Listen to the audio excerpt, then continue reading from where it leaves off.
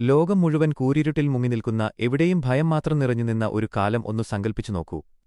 പ്രപഞ്ചം മുഴുവൻ നിശബ്ദതയിൽ ഉറങ്ങുകയായിരുന്നില്ല, പകരം ഭയന്നു വിറയ്ക്കുകയായിരുന്നു. ആകാശത്തു നക്ഷത്രങ്ങൾക്കുപോലും പ്രകാശം നഷ്ടപ്പെട്ടതുപോലെ തോന്നി.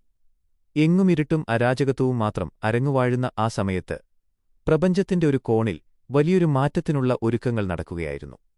കശ്യപമഹർഷിയുടെ ഭാര്യയും ദേവന്മാരുടെ മാതാവുമായ അദിതിയുടെ മനസ്സ് വലിയൊരു വേദനയാൽ നീറുകയായിരുന്നു. സ്വന്തം മക്കളായ ദേവന്മാർക്ക് നേരിടേണ്ടി വന്ന പരാജയങ്ങൾ ആ അമ്മയുടെ ഹൃദയത്തെ വല്ലാതെ തകർത്തുകളഞ്ഞു. അസുരന്മാരുടെ ശക്തിക്ക് മുന്നിൽ ദേവന്മാർക്ക് പിടിച്ചു നിൽക്കാൻ കഴിഞ്ഞില്ല. സത്യവും ധർമ്മവും എവിടെയോ മറഞ്ഞുപോയി എന്ന് തോന്നിപ്പിക്കുന്ന തരത്തിൽ അസുരന്മാർ പ്രപഞ്ചത്തിന്റെ നിയന്ത്രണം ഏറ്റെടുത്തിരുന്നു. പരാജയത്തിന്റെ കയ്പുനീർ കുടിച്ചു പലായനം ചെയ്യുന്ന സ്വന്തം മക്കളെ നോക്കി ആ അമ്മ ഒരുപാട് കരഞ്ഞു. ആ കണ്ണീർ ഭൂമിയിൽ വീണപ്പോൾ അത് വലിയ നദികളായി മാറി. ആ നദികളിൽ ഒഴുകിയത് കേവലം വെള്ളമായിരുന്നില്ല, പകരം ഒരമ്മയുടെ അടങ്ങാത്ത സങ്കടമായിരുന്നു. ഓരോ തുള്ളി കണ്ണീരിലും തന്റെ മക്കളുടെ നഷ്ടപ്പെട്ട സിംഹാസനങ്ങളെക്കുറിച്ചുള്ള ഓർമ്മകളുണ്ടായിരുന്നു. ലോകം മുഴുവൻ ഈ ഇരുട്ടിൽ നശിച്ചുപോകുന്നത് നോക്കി നിൽക്കാൻ അവൾക്ക് കഴിയില്ലായിരുന്നു. അവൾ തീരുമാനിച്ചു, ഈ ലോകത്തെ രക്ഷിക്കാൻ ഇരുട്ടിനെ വകഞ്ഞുമാറ്റി പ്രകാശം കൊണ്ടുവരാൻ കഴിവുള്ള ഒരു മകൻ ജനിക്കണം. ആ മകൻ സാധാരണക്കാരനായിരിക്കരുത്. അവൻ അതിശക്തനായിരിക്കണം. ഭയമെന്നതെന്താണെന്ന് അറിയാത്തവനായിരിക്കണം. ധർമ്മം സംരക്ഷിക്കാൻ വേണ്ടി ജനിച്ചവനായിരിക്കണം. അതിനായി അവൾ കഠിനമായ തപസ് ആരംഭിച്ചു. ദിവസങ്ങളും മാസങ്ങളും വർഷങ്ങളും കടന്നുപോയി. അവൾ ഒന്നും കഴിച്ചില്ല. കണ്ണുകൾ അടച്ച് പ്രപഞ്ചത്തിന്റെ പരമമായ ശക്തിയെ ധ്യാനിച്ചുകൊണ്ട് അവൾ അങ്ങനെയിരുന്നു. അവളുടെ ചുറ്റും പ്രകൃതി മാറിക്കൊണ്ടിരുന്നു. മരങ്ങൾ വളർന്നു വലുതായി, ഇലകൾ കൊഴിഞ്ഞു വീണ്ടും തളിർത്തു. കാറ്റും മഴയും വെയിലും അവളുടെ ശരീരത്തിൽ ഏറ്റു, എങ്കിലും അവൾ അതൊന്നും അറിഞ്ഞതേയില്ല. അവളുടെ മനസ്സിൽ ഒരേയൊരു ലക്ഷ്യം മാത്രമേ ഉണ്ടായിരുന്നുള്ളൂ: പ്രപഞ്ചത്തെ രക്ഷിക്കാൻ കഴിവുള്ള ഒരു രക്ഷകന്റെ ജനനം. ഒടുവിൽ അവളുടെ പ്രാർത്ഥനകൾക്ക് ഫലം കണ്ടു. ആ വലിയ അമ്മയുടെ ഗർഭപാത്രത്തിൽ പ്രപഞ്ചത്തിന്റെ മുഴുവൻ ശക്തിയും ആവാഹിച്ചുകൊണ്ട് ഒരു പുതിയ ജീവൻ തുടിക്കാൻ തുടങ്ങി. ആ ഗർഭകാലം ഒട്ടും സാധാരണമായിരുന്നില്ല. പ്രപഞ്ചത്തിലെ ഓരോ അണുവും ആ മാറ്റം അറിഞ്ഞിരുന്നു. കാറ്റ് വീശുമ്പോൾ അതിൽ ഒരു പുതിയ പ്രതീക്ഷയുടെ ഗന്ധമുണ്ടായിരുന്നു. നദികൾ ഒഴുകുമ്പോൾ അതിലെ ഓളങ്ങൾക്ക് ഒരു പുതിയ താളം കൈവന്നു. അസുരന്മാർക്കുപോലും എവിടെയോ എന്തോ വലിയൊരു ആപത്ത് വരാൻ പോകുന്നു എന്നൊരു തോന്നലുണ്ടായിത്തുടങ്ങി. അവർ അകാരണമായി ഭയപ്പെട്ടു. അദിതിയുടെ ഗർഭപാത്രത്തിൽ കിടന്നുകൊണ്ടുതന്നെ ആ കുഞ്ഞ് എല്ലാം അറിയുന്നുണ്ടായിരുന്നു. ലോകത്തിന്റെ സങ്കടങ്ങളും അമ്മയുടെ കണ്ണീരും ആ കുഞ്ഞിന്റെ സിരകളിൽ ഒരു കാട്ടുതീ പോലെ പടർന്നു. അവൻ ഒരു സാധാരണ ശിശുവായിരുന്നില്ല. അമ്മയുടെ ഗർഭപാത്രത്തിലെ ഇരുട്ടിൽ കിടക്കുമ്പോഴും അവന്റെ ഉള്ളിൽ 1000 സൂര്യന്മാരുടെ പ്രകാശം തിളങ്ങുന്നുണ്ടായിരുന്നു. പുറത്തുള്ള ലോകത്തെ ഇരുട്ടുമാറ്റാൻ വേണ്ടി അവൻ സ്വയം തയ്യാറെടുക്കുകയായിരുന്നു. ആ ഗർഭപാത്രം പ്രപഞ്ചത്തിന്റെ മുഴുവൻ ഊർജ്ജവും ഉൾക്കൊള്ളുന്ന ഒരു വലിയ ചൂളയായി മാറി. അവിടെ അവൻ സ്വയം വാർത്തെടുക്കപ്പെടുകയായിരുന്നു. മാസങ്ങൾ കടന്നുപോയി. പ്രസവത്തിന്റെ സമയം അടുത്തു. അത് വെറുമൊരു പ്രസവവേദനയായിരുന്നില്ല, പകരം ഒരു വലിയ പ്രപഞ്ചസത്യം പുറത്തുവരാൻ പോകുന്നതിന്റെ അതികഠിനമായ ഒരുക്കങ്ങളായിരുന്നു അവിടെ നടന്നത്. ആകാശം പെട്ടെന്ന് ഇരുണ്ടുമൂടി. കാർമേഘങ്ങൾ ഒന്നിച്ചുകൂടി വലിയ ഇടിമുഴക്കങ്ങളുണ്ടായി. പ്രപഞ്ചം മുഴുവൻ ആ വലിയ നിമിഷത്തിനായി ശ്വാസമടക്കിപ്പിടിച്ചു കാത്തിരുന്നു. പെട്ടെന്ന് ആകാശത്ത് വലിയ മിന്നലുകൾ പിണഞ്ഞു. ഭൂമി വല്ലാതെ കുലുങ്ങി. പ്രകൃതിയുടെ ഈ വലിയ മാറ്റങ്ങൾക്കിടയിൽ ആ ദിവ്യനായ കുഞ്ഞ് ജനിച്ചു. അവൻ ഒരു സാധാരണ കുഞ്ഞായിട്ടല്ല ജനിച്ചത്. ജനിച്ച നിമിഷം തന്നെ ഒരു വലിയ യോദ്ധാവിനെപ്പോലെ അവൻ എഴുന്നേറ്റുനിന്നു. അവന്റെ ശരീരത്തിന് സ്വർണ്ണ നിറമായിരുന്നു. കണ്ണുകളിൽ 1000 സൂര്യന്മാരുടെ പ്രകാശമുണ്ടായിരുന്നു. വിശാലമായ മാറിലെ തിളക്കവും വലിയ കൈകളും കണ്ട് ലോകം അത്ഭുതപ്പെട്ടു. അവൻ കരഞ്ഞില്ല, പകരം അവന്റെ ചുണ്ടുകളിൽ വലിയൊരു പുഞ്ചിരിയുണ്ടായിരുന്നു. ആ പുഞ്ചിരിയിൽ ലോകത്തെ മുഴുവൻ കീഴടക്കാനുള്ള ആത്മവിശ്വാസമുണ്ടായിരുന്നു. അവനാണ് ഇന്ദ്രൻ, ദേവന്മാരുടെ രാജാവായ സാക്ഷാൽ ഇന്ദ്രൻ. ജനിച്ച ഉടനെ തന്നെ അവൻ തന്റെ ലക്ഷ്യമെന്താണെന്ന് തിരിച്ചറിഞ്ഞു. താൻ എന്തിനാണ് ജനിച്ചതെന്നും തന്റെ കടമയെന്താണെന്നും അവനാരും പറഞ്ഞുകൊടുക്കേണ്ടി വന്നില്ല. അവൻ ചുറ്റും നോക്കി. ലോകം അനുഭവിക്കുന്ന വേദന അവന് മനസ്സിലായി. അവൻ നേരെ പോയത് പ്രപഞ്ചത്തിന്റെ നിലനിൽപ്പിന് ആധാരമായ സോമരസം പാനം ചെയ്യാനാണ്. ആദ്യത്തെ കുടിക്കലിൽ തന്നെ അവന്റെ ശക്തി 1000 ഇരട്ടിയായി വർദ്ധിച്ചു. അവന്റെ ശരീരം ആകാശത്തോളം വലുതായി. ആകാശവും ഭൂമിയും തമ്മിൽ അവൻ വേർതിരിച്ചു, പ്രപഞ്ചത്തിന് പുതിയൊരു രൂപം നൽകി.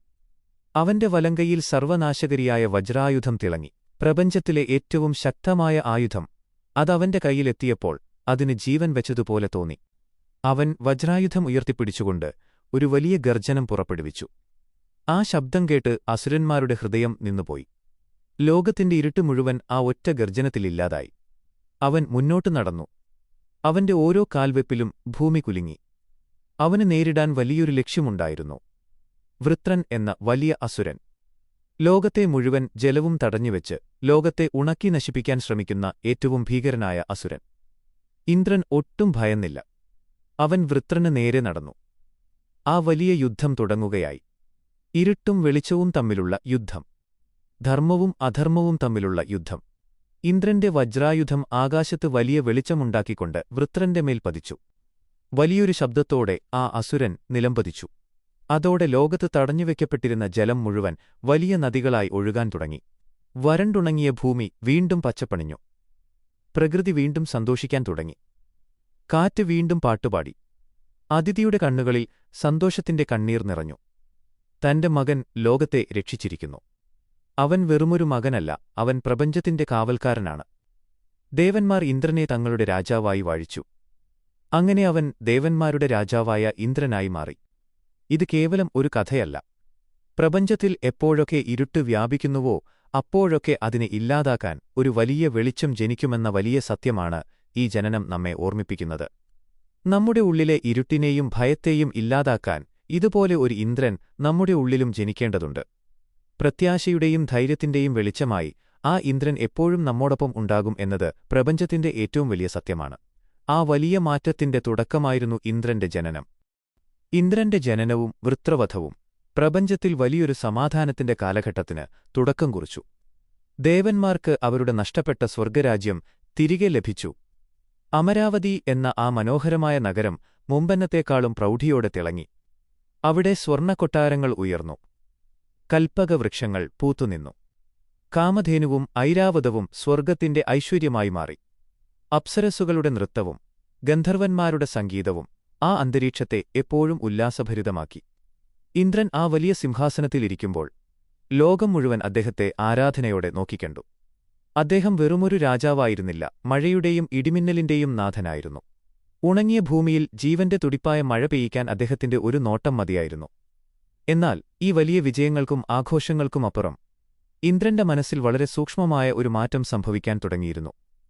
അധികാരം എന്നതൊരു വലിയ ലഹരിയാണ്. അത് കിട്ടുന്നതിനേക്കാൾ വലിയ വെല്ലുവിളിയാണ് അത് നിലനിർത്തുക എന്നത്. പതിയെ പതിയെ ഇന്ദ്രന്റെ ഉള്ളിൽ ഭയം വേരുറപ്പിക്കാൻ തുടങ്ങി.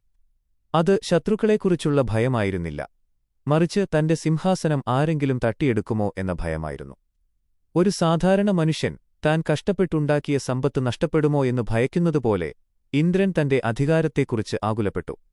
ഭൂമിയിൽ ഏതെങ്കിലും ഒരു മഹർഷി കഠിനമായി തപസ് ചെയ്യുന്നത് കണ്ടാൽ ഇന്ദ്രന്റെ ഉറക്കം നഷ്ടപ്പെടുമായിരുന്നു. ആ തപസ് തന്റെ സിംഹാസനം മോഹിച്ചാണെങ്കിലോ എന്ന് അദ്ദേഹം സംശയിച്ചു. ഉടനെ തന്നെ ആ തപസ് മുടക്കാൻ അപ്സരസ്സുകളെ അയയ്ക്കുക എന്നത് അദ്ദേഹത്തിന്റെ ഒരു പതിവായി മാറി.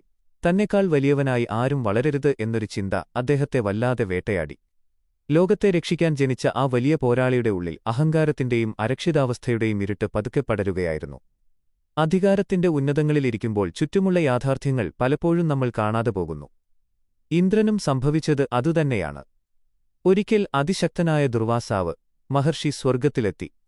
അദ്ദേഹത്തിന്റെ കയ്യിൽ വാടാത്ത പുഷ്പങ്ങൾ കൊണ്ടുള്ള ഒരു ദിവ്യമായ മാലയുണ്ടായിരുന്നു. ലോകമാതാവായ സാക്ഷാൽ മഹാലക്ഷ്മിയുടെ അനുഗ്രഹം നിറഞ്ഞ ആ മാല മഹർഷി വലിയ സ്നേഹത്തോടെയും ബഹുമാനത്തോടെയും ഇന്ദ്രന് സമ്മാനിച്ചു. എന്നാൽ അധികാരത്തിന്റെ ഗർവിൽ ഇന്ദ്രൻ ആ മാലയുടെ മഹത്വം മനസ്സിലാക്കിയില്ല. അദ്ദേഹം അത് അലക്ഷ്യമായി വാങ്ങി തന്റെ വാഹനമായ ഐരാവതത്തിന്റെ തലയിൽ വെച്ചുകൊടുത്തു. ആനയാകട്ടെ ആ മാല തുമ്പിക്കൈകൊണ്ടെടുത്ത് നിലത്തിട്ട് ചവിട്ടി അരച്ചു. ഈ കാഴ്ച കണ്ട ദുർവാസാവ് മഹർഷിയുടെ കണ്ണുകൾ കോപം കൊണ്ടു ചുവന്നു. പ്രപഞ്ചത്തിന്റെ ഐശ്വര്യത്തെയാണ് ഇന്ദ്രൻ അപമാനിച്ചത്. മഹർഷിയുടെ ചുണ്ടുകൾ വിറച്ചു. അദ്ദേഹം ശപിച്ചു, ഇന്ദ്രാ, നിന്റെ ഈ അഹങ്കാരത്തിന് കാരണമായ സ്വർഗവും നിന്റെ സമ്പത്തും നിനക്ക് നഷ്ടപ്പെടട്ടെ. 3 ലോകങ്ങളിലുമുള്ള ഐശ്വര്യം മുഴുവൻ സമുദ്രത്തിന്റെ അടിത്തട്ടിലേക്ക് മറഞ്ഞുപോകട്ടെ. ആ ശാപം ഒരു ഇടിത്തീ പോലെയാണ് സ്വർഗ്ഗത്തിൽ പതിച്ചത്. നിമിഷങ്ങൾക്കകമെല്ലാം മാറിമറിഞ്ഞു. സ്വർഗ്ഗത്തിന്റെ തിളക്കം മങ്ങി. മരങ്ങളിലെ ഇലകൾ കരിഞ്ഞുപോയി. അമരാവതി വെറുമൊരു ശ്മശാനം പോലെയായി. ദേവന്മാർക്ക് അവരുടെ ശക്തിയും തേജസ്സും നഷ്ടപ്പെട്ടു. ഇന്ദ്രന്റെ വജ്രായുധത്തിനു പോലും അതിന്റെ പ്രകാശം ഇല്ലാതായി. എന്തു ചെയ്യണമെന്നറിയാതെ ഇന്ദ്രൻ തളർന്നിരുന്നു. തന്റെ ഒരൊറ്റ തെറ്റ്, ഒരൊറ്റ നിമിഷത്തെ അഹങ്കാരം, അതാണ് എല്ലാം നശിപ്പിച്ചത് എന്ന് അദ്ദേഹം തിരിച്ചറിഞ്ഞു. എത്ര വലിയ പോരാളിയാണെങ്കിലും എത്ര വലിയ ആയുധങ്ങളുണ്ടെങ്കിലും അഹങ്കാരമെന്ന ശത്രുവിനു മുന്നിൽ മനുഷ്യനായാലും ദേവനായാലും തോറ്റുപോയേ തീരൂ എന്ന വലിയ പാഠം ഇന്ദ്രൻ പഠിക്കുകയായിരുന്നു. തല കുനിച്ച് കണ്ണീരോടെ അദ്ദേഹം ബ്രഹ്മാവിനെയും വിഷ്ണുവിനെയും സമീപിച്ചു. അവിടെ വെച്ചാണ് പ്രപഞ്ചം കണ്ട ഏറ്റവും വലിയ രക്ഷാപ്രവർത്തനത്തിന് വഴിതെളിഞ്ഞത്. സമുദ്രമഥനം അഥവാ പാലാഴിമഥനം. നഷ്ടപ്പെട്ട ഐശ്വര്യം തിരികെ ലഭിക്കാൻ പാലാഴി കടയണം, അതിൽ നിന്നും അമൃതം വേർതിരിച്ചെടുക്കണം. എന്നാൽ ശക്തി നഷ്ടപ്പെട്ട ദേവന്മാർക്ക് മാത്രം അത് ചെയ്യാൻ കഴിയുമായിരുന്നില്ല. അവിടെയാണ് വിഷ്ണു ഒരു വലിയ ഉപദേശം നൽകിയത്. ഇന്ദ്ര, ഇപ്പോൾ നിങ്ങൾക്ക് ശത്രുക്കളുടെ സഹായം കൂടിയേ തീരൂ, അസുരന്മാരുമായി സന്ധി ചെയ്യുക. അത് ഇന്ദ്രനെ സംബന്ധിച്ചിടത്തോളം വലിയൊരു വൈകാരികമായ തിരിച്ചടിയായിരുന്നു. താൻ ആരെയാണോ പരാജയപ്പെടുത്തി ലോകത്തുനിന്ന് ഇല്ലാതാക്കാൻ ശ്രമിച്ചത്, അവരുടെ മുന്നിൽ സഹായത്തിനായി കൈനീട്ടുക എന്നത് അദ്ദേഹത്തിന്റെ അഹങ്കാരത്തിനേറ്റ ഏറ്റവും വലിയ പ്രഹരമായിരുന്നു. പക്ഷെ അദ്ദേഹത്തിന് വേറെ വഴിയില്ലായിരുന്നു. ഒരു രാജാവ് തന്റെ പ്രജകൾക്കു വേണ്ടി സ്വന്തം അഹംഭാവം മാറ്റിവെച്ചേ തീരൂ. വെളിച്ചത്തിന് നിലനിൽക്കാൻ പലപ്പോഴും ഇരുട്ടിന്റെ സഹായം ആവശ്യമായി വരും എന്ന പ്രപഞ്ചസത്യം അവിടെ തെളിയുകയായിരുന്നു. പാലാഴി മഥനത്തിനായി മന്ധരപർവ്വതത്തെ കടകോലാക്കിയും വാസുകി എന്ന സർപ്പത്തെ കയറാക്കിയും അവർ തയ്യാറെടുത്തു. ഒരു വശത്ത് ദേവന്മാരും മറുവശത്ത് അസുരന്മാരും ചേർന്ന് പാലാഴി കടയാൻ തുടങ്ങി. അത് കേവലം ഒരു സമുദ്രം കടയലായിരുന്നില്ല, മറിച്ച് ഇന്ദ്രന്റെയും ഓരോരുത്തരുടെയും ഉള്ളിലെ നന്മകളെയും തിന്മകളെയും അഹങ്കാരത്തെയും തിരിച്ചറിവുകളെയും കടഞ്ഞെടുക്കുന്ന വലിയൊരു മാനസിക പ്രക്രിയ കൂടിയായിരുന്നു. ഓരോ തവണ സമുദ്രം ഇളകിമറിയുമ്പോഴും ഇന്ദ്രന്റെ ഉള്ളിലെ ഭയവും പതുക്കെ ഇല്ലാതാകുകയായിരുന്നു. ആഴങ്ങളിലെ ഇരുട്ടിൽ നിന്നാണ് ലോകത്തിന് വെളിച്ചം ലഭിക്കാൻ പോകുന്നത്.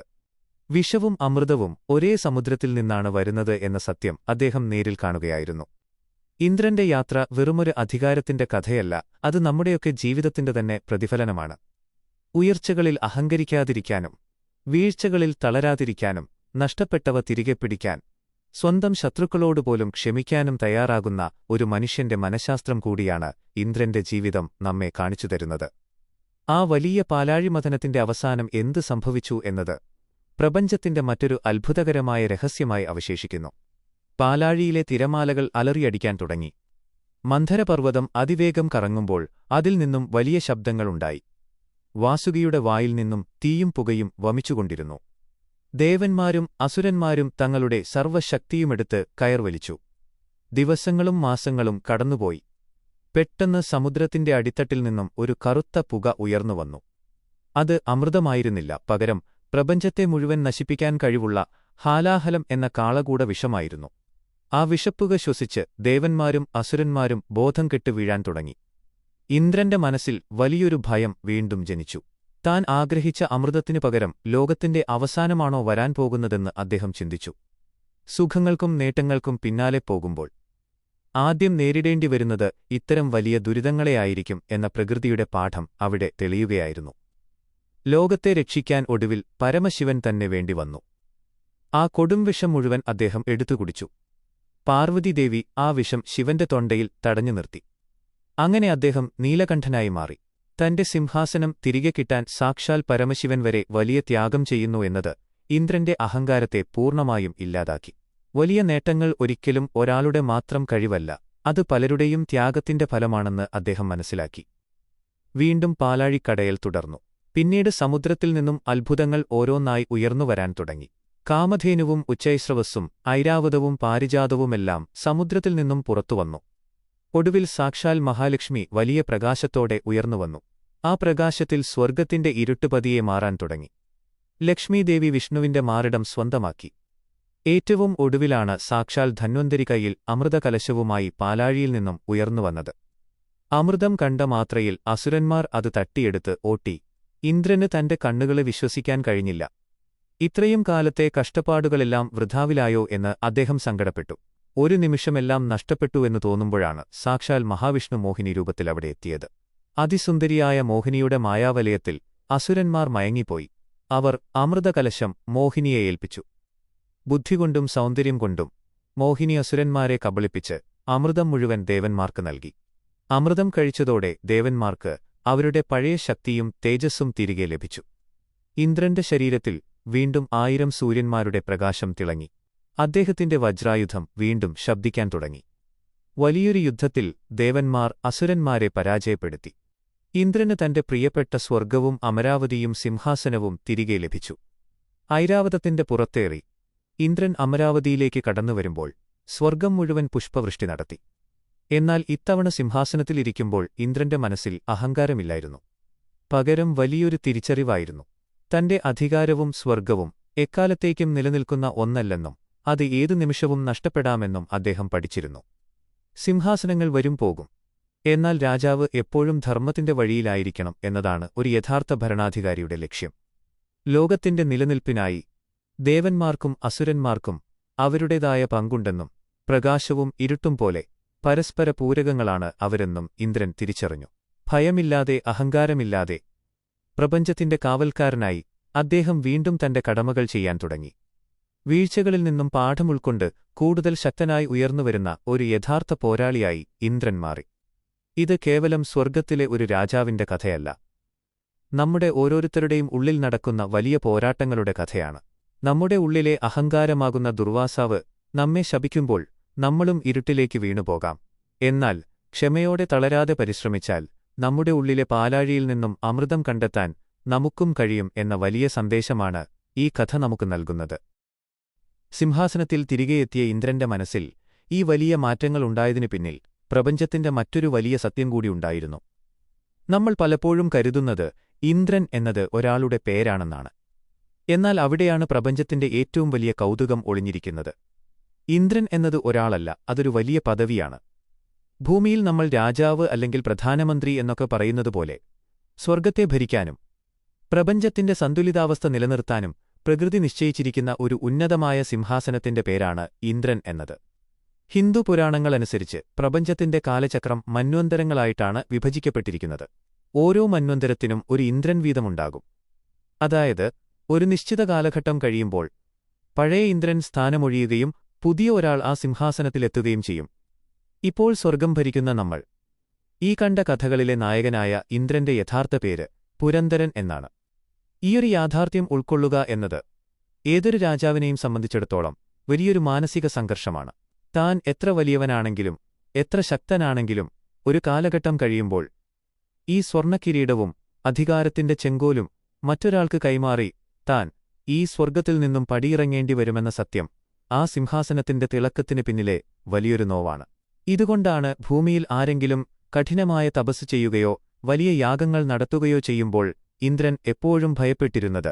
100 അശ്വമേധയാഗങ്ങൾ പൂർത്തിയാക്കുന്ന അല്ലെങ്കിൽ അത്രത്തോളം പുണ്യം ചെയ്യുന്ന ഏതൊരാൾക്കും ഈ ഇന്ദ്രപദവിയിലെത്താൻ കഴിയും എന്നതായിരുന്നു ആ ഭയത്തിന് കാരണം. തന്റെ കൺമുന്നിൽ ആരെങ്കിലും പുണ്യം ചെയ്ത് വളർന്നു വന്നാൽ അവർ നാളെ തന്റെ സിംഹാസനം തട്ടിയെടുക്കുമോ എന്ന അരക്ഷിതാവസ്ഥയാണ് ഇന്ദ്രനെ പലപ്പോഴും പല തെറ്റുകളിലേക്കും നയിച്ചത്. എന്നാൽ ഇതിലെ ഏറ്റവും അത്ഭുതകരമായ കാര്യം എന്തെന്നാൽ വരാൻ പോകുന്ന അടുത്ത മന്വന്തരത്തിൽ സ്വർഗത്തിലെ ഇന്ദ്രനായി മാറാൻ പോകുന്നത് ഒരു ദേവനെ അല്ല എന്നതാണ്. അത് മറ്റാരുമല്ല, സാക്ഷാൽ മഹാബലി എന്ന അതിശക്തനായ അസുരനാണ്. അസുരകുലത്തിൽ ജനിച്ചിട്ടും അദ്ദേഹം ചെയ്ത അതിരുകളില്ലാത്ത ദാനധർമ്മങ്ങളും സത്യസന്ധതയും അദ്ദേഹത്തെ അടുത്ത ഇന്ദ്രപദവിക്ക് അർഹനാക്കി മാറ്റിക്കഴിഞ്ഞു. ഈ വലിയ സത്യങ്ങളെല്ലാം പാലാഴിമഥനത്തിനു ശേഷം നമ്മുടെ ഇന്ദ്രൻ പൂർണ്ണമായും തിരിച്ചറിഞ്ഞിരുന്നു. ഇന്ദ്രൻ എന്ന പദവി ആരുടെയും സ്വന്തമല്ലെന്നും അത് പ്രപഞ്ചത്തിന്റെ നിലനിൽപ്പിനുവേണ്ടി ധർമ്മം സംരക്ഷിക്കാൻ ലഭിക്കുന്ന ഒരു ചെറിയ അവസരം മാത്രമാണെന്നും അദ്ദേഹം മനസ്സിലാക്കി. ഒരു പദവിയും ശാശ്വതമല്ല എന്ന ഈ പ്രപഞ്ചസത്യം ഇന്ദ്രന്റെ കഥയിലൂടെ നമ്മളോടും വിളിച്ചു പറയുകയാണ്. നമ്മൾ ഇന്ന് അലങ്കരിക്കുന്ന വലിയ പദവികളും സ്ഥാനമാനങ്ങളും അധികാരവുമെല്ലാം ഒരിക്കൽ നമ്മളും മറ്റൊരാൾക്കായി ഉപേക്ഷിച്ചു പോകേണ്ടിവരും. ആ പദവിയിലിരിക്കുന്ന സമയത്ത് നമ്മൾ എന്ത് ധർമ്മം ചെയ്തു, എത്ര പേർക്ക് വെളിച്ചമായി മാറി എന്നത് മാത്രമാണ് ഈ പ്രപഞ്ചം കാലാകാലങ്ങളിൽ ഓർത്തുവെക്കുന്നത് എന്ന വലിയ പാഠമാണ് ഓരോ തവണ സ്വർഗത്തിലെ ഇന്ദ്രൻ മാറുമ്പോഴും ഈ പ്രകൃതി മനുഷ്യരായ നമ്മെ ഓർമ്മിപ്പിക്കുന്നത്. ആ വലിയ തിരിച്ചറിവുകൾക്ക് ശേഷം സ്വർഗത്തിലെ സിംഹാസനത്തിലിരുന്ന ഇന്ദ്രൻ പിന്നീട് പ്രപഞ്ചം കണ്ട ഏറ്റവും വലിയ യോദ്ധാവായി മാറുകയായിരുന്നു.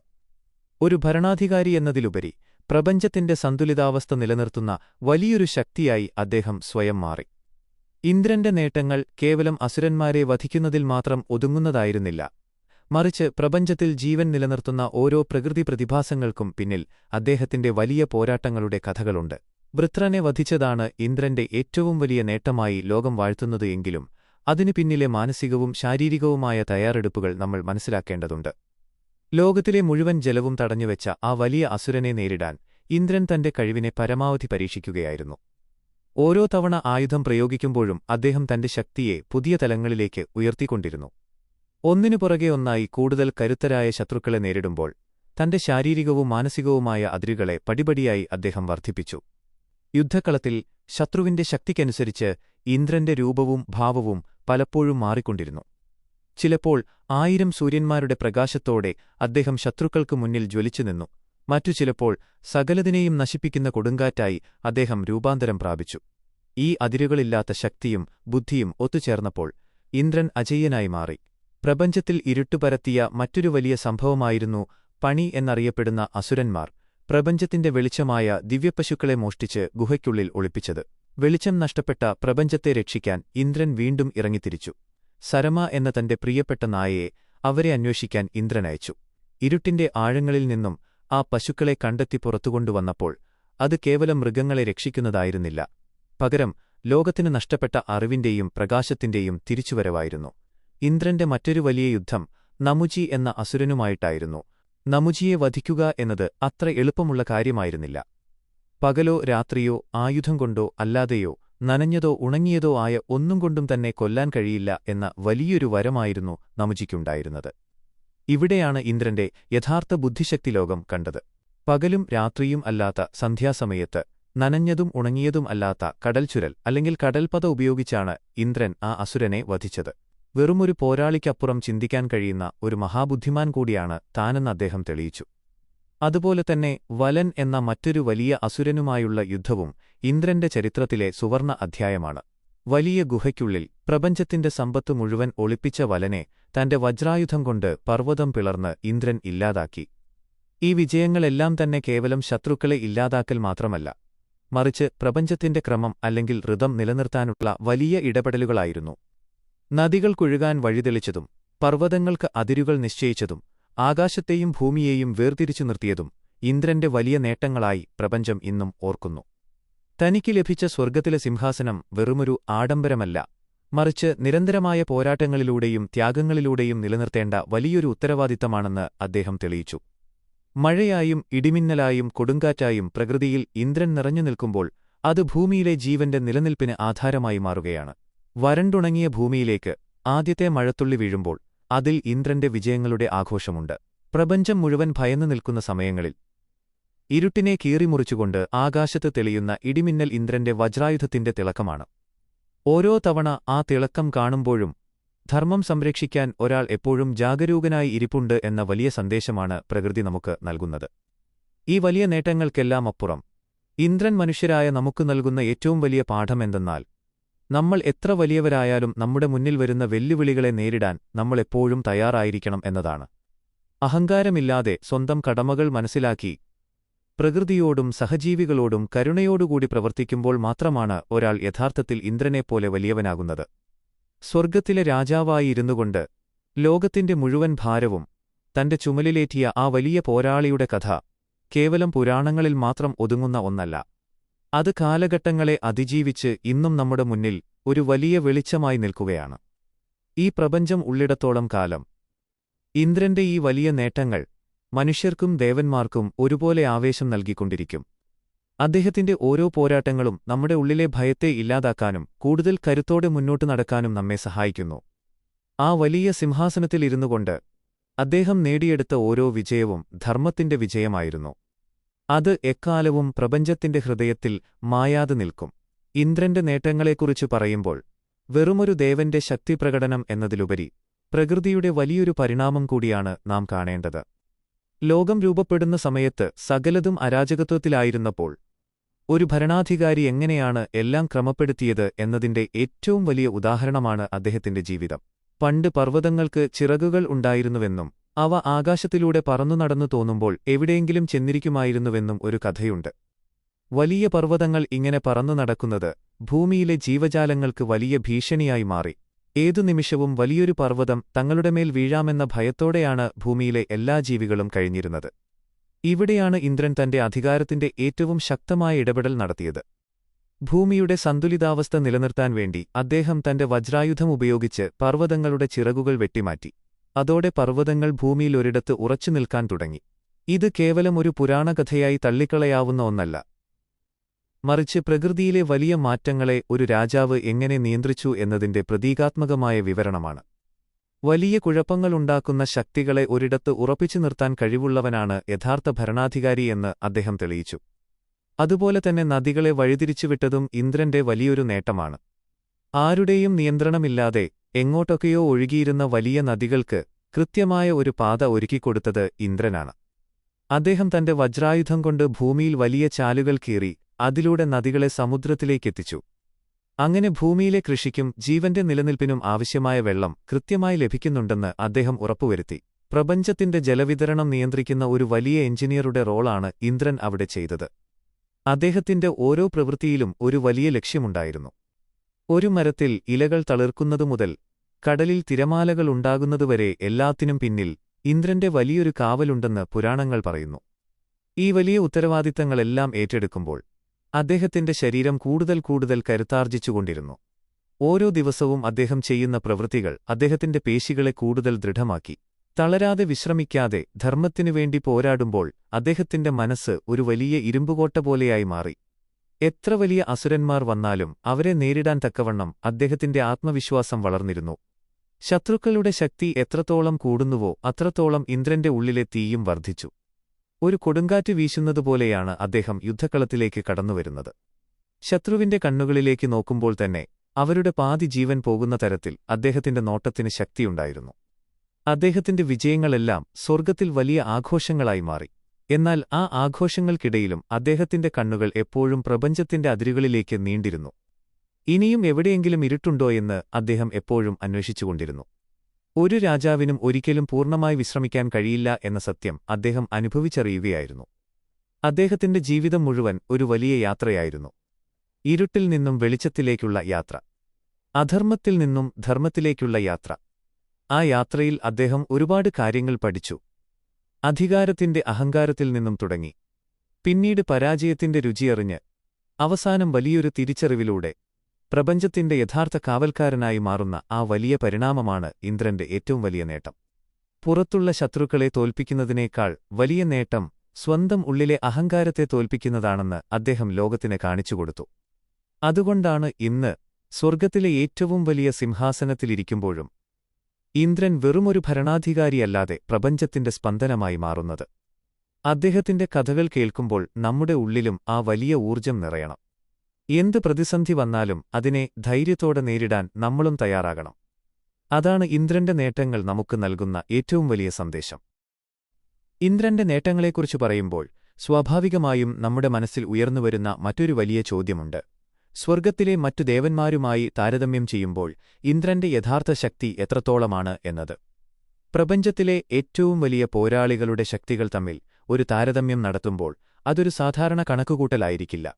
മറിച്ച് ഓരോരുത്തരുടെയും ഉള്ളിലെ ഊർജ്ജത്തിന്റെ അളവുകളും അവരുടെ പ്രഹരശേഷിയും അവർ യുദ്ധക്കളത്തിൽ പുറത്തെടുക്കുന്ന തന്ത്രങ്ങളും അവരുടെ അടിസ്ഥാനപരമായ കരുത്തുമെല്ലാം നാം വളരെ സൂക്ഷ്മമായി വിലയിരുത്തേണ്ടതുണ്ട്. സ്വർഗ്ഗത്തിൽ ഒട്ടേറെ ദേവന്മാരുണ്ട്.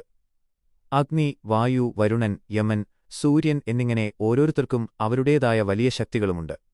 എന്നാൽ ഇവരുടെയെല്ലാം മുകളിൽ ഇന്ദ്രൻ എങ്ങനെയാണ് രാജാവായി നിൽക്കുന്നത് എന്നറിയണമെങ്കിൽ അവരുടെ പോരാട്ടവീര്യത്തിന്റെ ഒരു കൃത്യമായ അളവുകോൽ നാം മനസ്സിലാക്കണം. ആദ്യം നമുക്ക് അഗ്നിദേവനെ തന്നെ എടുക്കാം. അഗ്നി എന്നത് കത്തിജ്വലിക്കുന്ന വലിയൊരു ഊർജ്ജമാണ്. മുന്നിൽ കാണുന്ന എന്തിനേയും നിമിഷനേരം കൊണ്ട് ചാമ്പലാക്കാൻ കഴിയുന്ന അതിഭയങ്കരമായ പ്രഹരശേഷി അഗ്നിക്കുണ്ട്.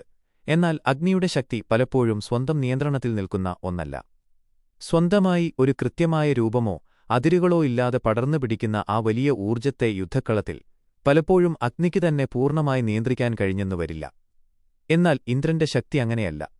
തന്റെ വജ്രായുധത്തിൽ നിന്നും പുറപ്പെടുന്ന ആ വലിയ തീപ്പൊരികളെയും മിന്നലുകളെയും കൃത്യമായ ലക്ഷ്യത്തിലേക്ക് തിരിച്ചുവിടാൻ അദ്ദേഹത്തിന് കഴിയും. എത്ര വലിയ ശത്രുവാണെങ്കിലും അവരുടെ ഒരു പ്രത്യേക ബിന്ദുവിലേക്ക് തന്റെ മുഴുവൻ ഊർജ്ജവും കേന്ദ്രീകരിച്ച് ആക്രമിക്കാൻ ഇന്ദ്രന് സാധിക്കും. അതായത് അടിസ്ഥാനപരമായ നാശത്തിൽ അഗ്നിയും ഇന്ദ്രനും തുല്യരാണെന്ന് തോന്നിയാലും യുദ്ധക്കളത്തിലെ ബുദ്ധിയിലും കൃത്യതയിലും ലക്ഷ്യം ഭേദിക്കുന്നതിലും ഇന്ദ്രന്റെ ശക്തി അഗ്നിയേക്കാൾ വളരെ മുകളിലാണ്. ഇനി കാറ്റിന്റെ ദേവനായ വായുവിനെ നോക്കാം. വേഗതയാണ് വായുവിന്റെ ഏറ്റവും വലിയ ആയുധം. പ്രപഞ്ചത്തിൽ എവിടെയും ആർക്കും പിടികൊടുക്കാതെ എത്തിച്ചേരാനും ശത്രുവിന്റെ കണ്ണുകൾക്ക് കാണാൻ കഴിയാത്തത്ര വേഗത്തിൽ ആക്രമിക്കാനും വായുവിന് കഴിയും. ഒരുപക്ഷെ വേഗതയുടെ കാര്യത്തിൽ മാത്രം ഇന്ദ്രനേക്കാൾ ഒരൽപ്പം മുന്നിലായിരിക്കും വായു. എന്നാൽ ഒരു വലിയ യുദ്ധത്തിൽ വേഗത മാത്രം പോരാ, പോരാടാനുള്ള വലിയ ശാരീരിക ക്ഷമതയും പ്രഹരങ്ങൾ ഏൽക്കുമ്പോൾ തളരാതെ നിൽക്കാനുള്ള പ്രതിരോധ കരുത്തും ആവശ്യമാണ്. അവിടെയാണ് ഇന്ദ്രൻ വായുവിനെ മറികടക്കുന്നത്.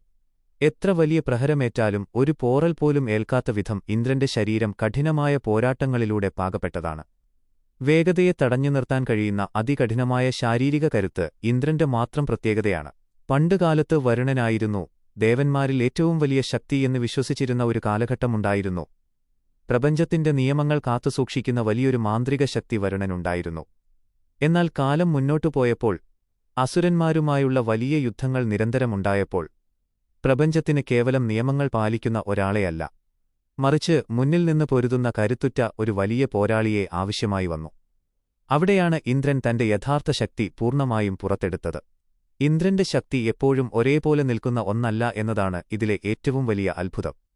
യുദ്ധക്കളത്തിൽ ശത്രുവിന്റെ ശക്തി കൂടുന്നതനുസരിച്ച് തന്റെ ഉള്ളിലെ ഊർജ്ജത്തെ പല മടങ്ങ് വർദ്ധിപ്പിക്കാൻ അദ്ദേഹത്തിന് കഴിയും. ഇതിനായി അദ്ദേഹം ഉപയോഗിക്കുന്ന ഏറ്റവും വലിയ ആയുധമാണ് സോമരസം. ഒരു സാധാരണ പോരാളിയിൽ നിന്നും സർവനാശകരിയായ ഒരു മഹാശക്തിയായി വലിയൊരു പരിണാമം സംഭവിക്കാൻ സോമരസം അദ്ദേഹത്തെ സഹായിക്കുന്നു. ഇത് കുടിക്കുന്ന നിമിഷം അദ്ദേഹത്തിന്റെ ശരീരത്തിലെ ഓരോ അണുവിലും വലിയൊരു മാറ്റം സംഭവിക്കുന്നു. സാധാരണയായുള്ള തന്റെ ശക്തിയുടെ ആയിരക്കണക്കിന് മടങ്ങ് വലിയൊരു ഊർജ്ജം അദ്ദേഹത്തിന്റെ ശരീരത്തിൽ നിറയുന്നു. ആ സമയത്ത് അദ്ദേഹത്തിന്റെ പേശികൾ വികസിക്കുകയും കണ്ണുകളിൽ നിന്നും വലിയ പ്രകാശം പുറത്തുവരുകയും ചെയ്യുന്നു. ഈയൊരു വലിയ ഊർജ്ജവർദ്ധനവ് മറ്റൊരു ദേവന്മാർക്കും അവകാശപ്പെടാനില്ലാത്തതാണ്. അതുകൊണ്ടാണ് തന്റെ അടിസ്ഥാന ശക്തിയേക്കാൾ വലിയ കരുത്തുള്ള വൃത്രനെപ്പോലെയുള്ള വലിയ അസുരന്മാരെ നേരിടുമ്പോൾ ഇന്ദ്രൻ തന്റെ ഉള്ളിലെ യഥാർത്ഥ ശക്തിയെ ഈ സോമരസത്തിലൂടെ ഉണർത്തിയെടുക്കുന്നത്. ഒരു വലിയ യുദ്ധം നടക്കുമ്പോൾ ഓരോ ഘട്ടത്തിലും തന്റെ ശക്തിയെ പടിപടിയായി ഉയർത്തിക്കൊണ്ടുവരാൻ ഇന്ദ്രന് കഴിയും. ശത്രു തന്റെ മുഴുവൻ ശക്തിയും പ്രയോഗിച്ച് തളരുമ്പോൾ ഇന്ദ്രൻ തന്റെ വലിയ ശക്തി പുറത്തെടുക്കാൻ തുടങ്ങുന്നതേയുണ്ടാകൂ. ഈ ഒരു പോരാട്ടവീര്യം യമനോ സൂര്യനോ പോലുമില്ല. യമൻ മരണത്തിന്റെ ദേവനാണ്. ജീവനെടുക്കാൻ അദ്ദേഹത്തിന് വലിയ അധികാരമുണ്ട്. എന്നാൽ അതൊരു പ്രകൃതി നിയമത്തിന്റെ ഭാഗമായി നടക്കുന്ന പ്രക്രിയയാണ്, അല്ലാതെ ശത്രുവിനോട് നേർക്കുനേർ നിന്ന് പൊരുതി തളർത്തി നേടുന്ന ഒന്നല്ല. എന്നാൽ ഇന്ദ്രന്റെ പോരാട്ടം അങ്ങനെയല്ല. തന്റെ ജീവൻ പണയം വെച്ചുകൊണ്ട് അതികഠിനമായ വേദനകൾ സഹിച്ച് പ്രപഞ്ചത്തിന്റെ നിലനിൽപ്പിനുവേണ്ടി അദ്ദേഹം നടത്തുന്ന പോരാട്ടങ്ങളിലെ ഊർജ്ജനില മറ്റു ദേവന്മാരുമായി താരതമ്യം ചെയ്യാൻ കഴിയാത്തത്ര വലുതാണ്. എന്നാൽ ഇവിടെ നാം മനസ്സിലാക്കേണ്ട വലിയൊരു യാഥാർത്ഥ്യമുണ്ട്. ഇന്ദ്രൻ ദേവന്മാരിൽ ഏറ്റവും ശക്തനാണെങ്കിലും ബ്രഹ്മാവ്, വിഷ്ണു, ശിവൻ എന്നീ ത്രിമൂർത്തികളുടെ ശക്തിക്കു മുന്നിൽ ഇന്ദ്രൻ വളരെ താഴെയാണ്. കാരണം അവർ ഈ പ്രപഞ്ചത്തിന്റെ ശക്തിയുടെ അടിസ്ഥാനം തന്നെ സൃഷ്ടിച്ചവരാണ്. അവരുടെ ലോകം തികച്ചും മറ്റൊരു തലത്തിലാണ് പ്രവർത്തിക്കുന്നത്. എന്നാൽ ദേവന്മാരുടെ രാജ്യം അഥവാ സ്വർഗം എന്ന തലത്തിൽ കണക്കാക്കുമ്പോൾ ഇന്ദ്രന്റെ ആകെത്തുകയായുള്ള ശക്തി, പ്രഹരശേഷി, വേഗത, ബുദ്ധി, യുദ്ധതന്ത്രങ്ങൾ, ശാരീരികമായ പ്രതിരോധം എന്നിവയെല്ലാം മറ്റു ദേവന്മാരെക്കാൾ ബഹുദൂരം മുന്നിലാണ് നിൽക്കുന്നത്. ഓരോ പുതിയ അസുരനെ നേരിടുമ്പോഴും ഇന്ദ്രന്റെ ശക്തി വീണ്ടും വീണ്ടും വർദ്ധിച്ചുകൊണ്ടിരുന്നു. അദ്ദേഹം ഒരിക്കലും തന്റെ ഒരു പ്രത്യേക ശക്തിയിൽ തൃപ്തനായിരുന്നില്ല. കൂടുതൽ കഠിനമായ ആയുധങ്ങൾ പ്രയോഗിക്കാനും പുതിയ പോരാട്ട തന്ത്രങ്ങൾ പഠിക്കാനും തന്റെ ശരീരത്തെ കൂടുതൽ കരുത്തുറ്റതാക്കാനും അദ്ദേഹം എപ്പോഴും ശ്രമിച്ചുകൊണ്ടിരുന്നു. അങ്ങനെ കാലങ്ങൾ കടന്നുപോകുന്തോറും മറ്റു ദേവന്മാരുടെ ശക്തി ഒരു പ്രത്യേക പരിധിയിൽ നിന്ന് പോയപ്പോൾ ഇന്ദ്രൻ തന്റെ എല്ലാ അതിരുകളും പരിമിതികളും ഭേദിച്ച് ഒരു മഹാശക്തിയായി വളരുകയായിരുന്നു. തന്റെ സിംഹാസനം സംരക്ഷിക്കാൻ മാത്രമല്ല, പ്രപഞ്ചത്തിലെ ഓരോ അണുവിന്റെയും നിലനിൽപ്പിന് തന്റെ ഈ വലിയ ശക്തി ആവശ്യമാണെന്ന് അദ്ദേഹം തിരിച്ചറിഞ്ഞിരുന്നു. അതുകൊണ്ടാണ് ഏതു വലിയ പ്രതിസന്ധി വരുമ്പോഴും സ്വർഗത്തിലെ മറ്റു ദേവന്മാർക്ക് ഭയം തോന്നുമ്പോൾ അവർ ഒരേ സ്വരത്തിൽ ഇന്ദ്രനെ വിളിക്കുന്നത്. കാരണം അവർക്കെല്ലാവർക്കും അറിയാം, ഈ പ്രപഞ്ചത്തിൽ ഇരുട്ടിനെ തോൽപ്പിക്കാൻ പോന്ന ഏറ്റവും വലിയ ഊർജ്ജം ആ സ്വർണ്ണ സിംഹാസനത്തിലിരിക്കുന്ന ആ വലിയ പോരാളിയുടെ ഉള്ളിലാണെന്ന്. മറ്റു ദേവന്മാർ തങ്ങളുടെ കടമകൾ മാത്രം ചെയ്തു പോരുമ്പോൾ ഇന്ദ്രൻ പ്രപഞ്ചത്തിന്റെ മുഴുവൻ ഭാരവും താങ്ങിക്കൊണ്ട് നിരന്തരം യുദ്ധം ചെയ്യുകയാണ്. അദ്ദേഹത്തിന്റെ ശരീരത്തിലെ ഓരോ പാടുകളും അദ്ദേഹത്തിന്റെ വലിയ പോരാട്ടങ്ങളുടെ കഥ പറയുന്നു.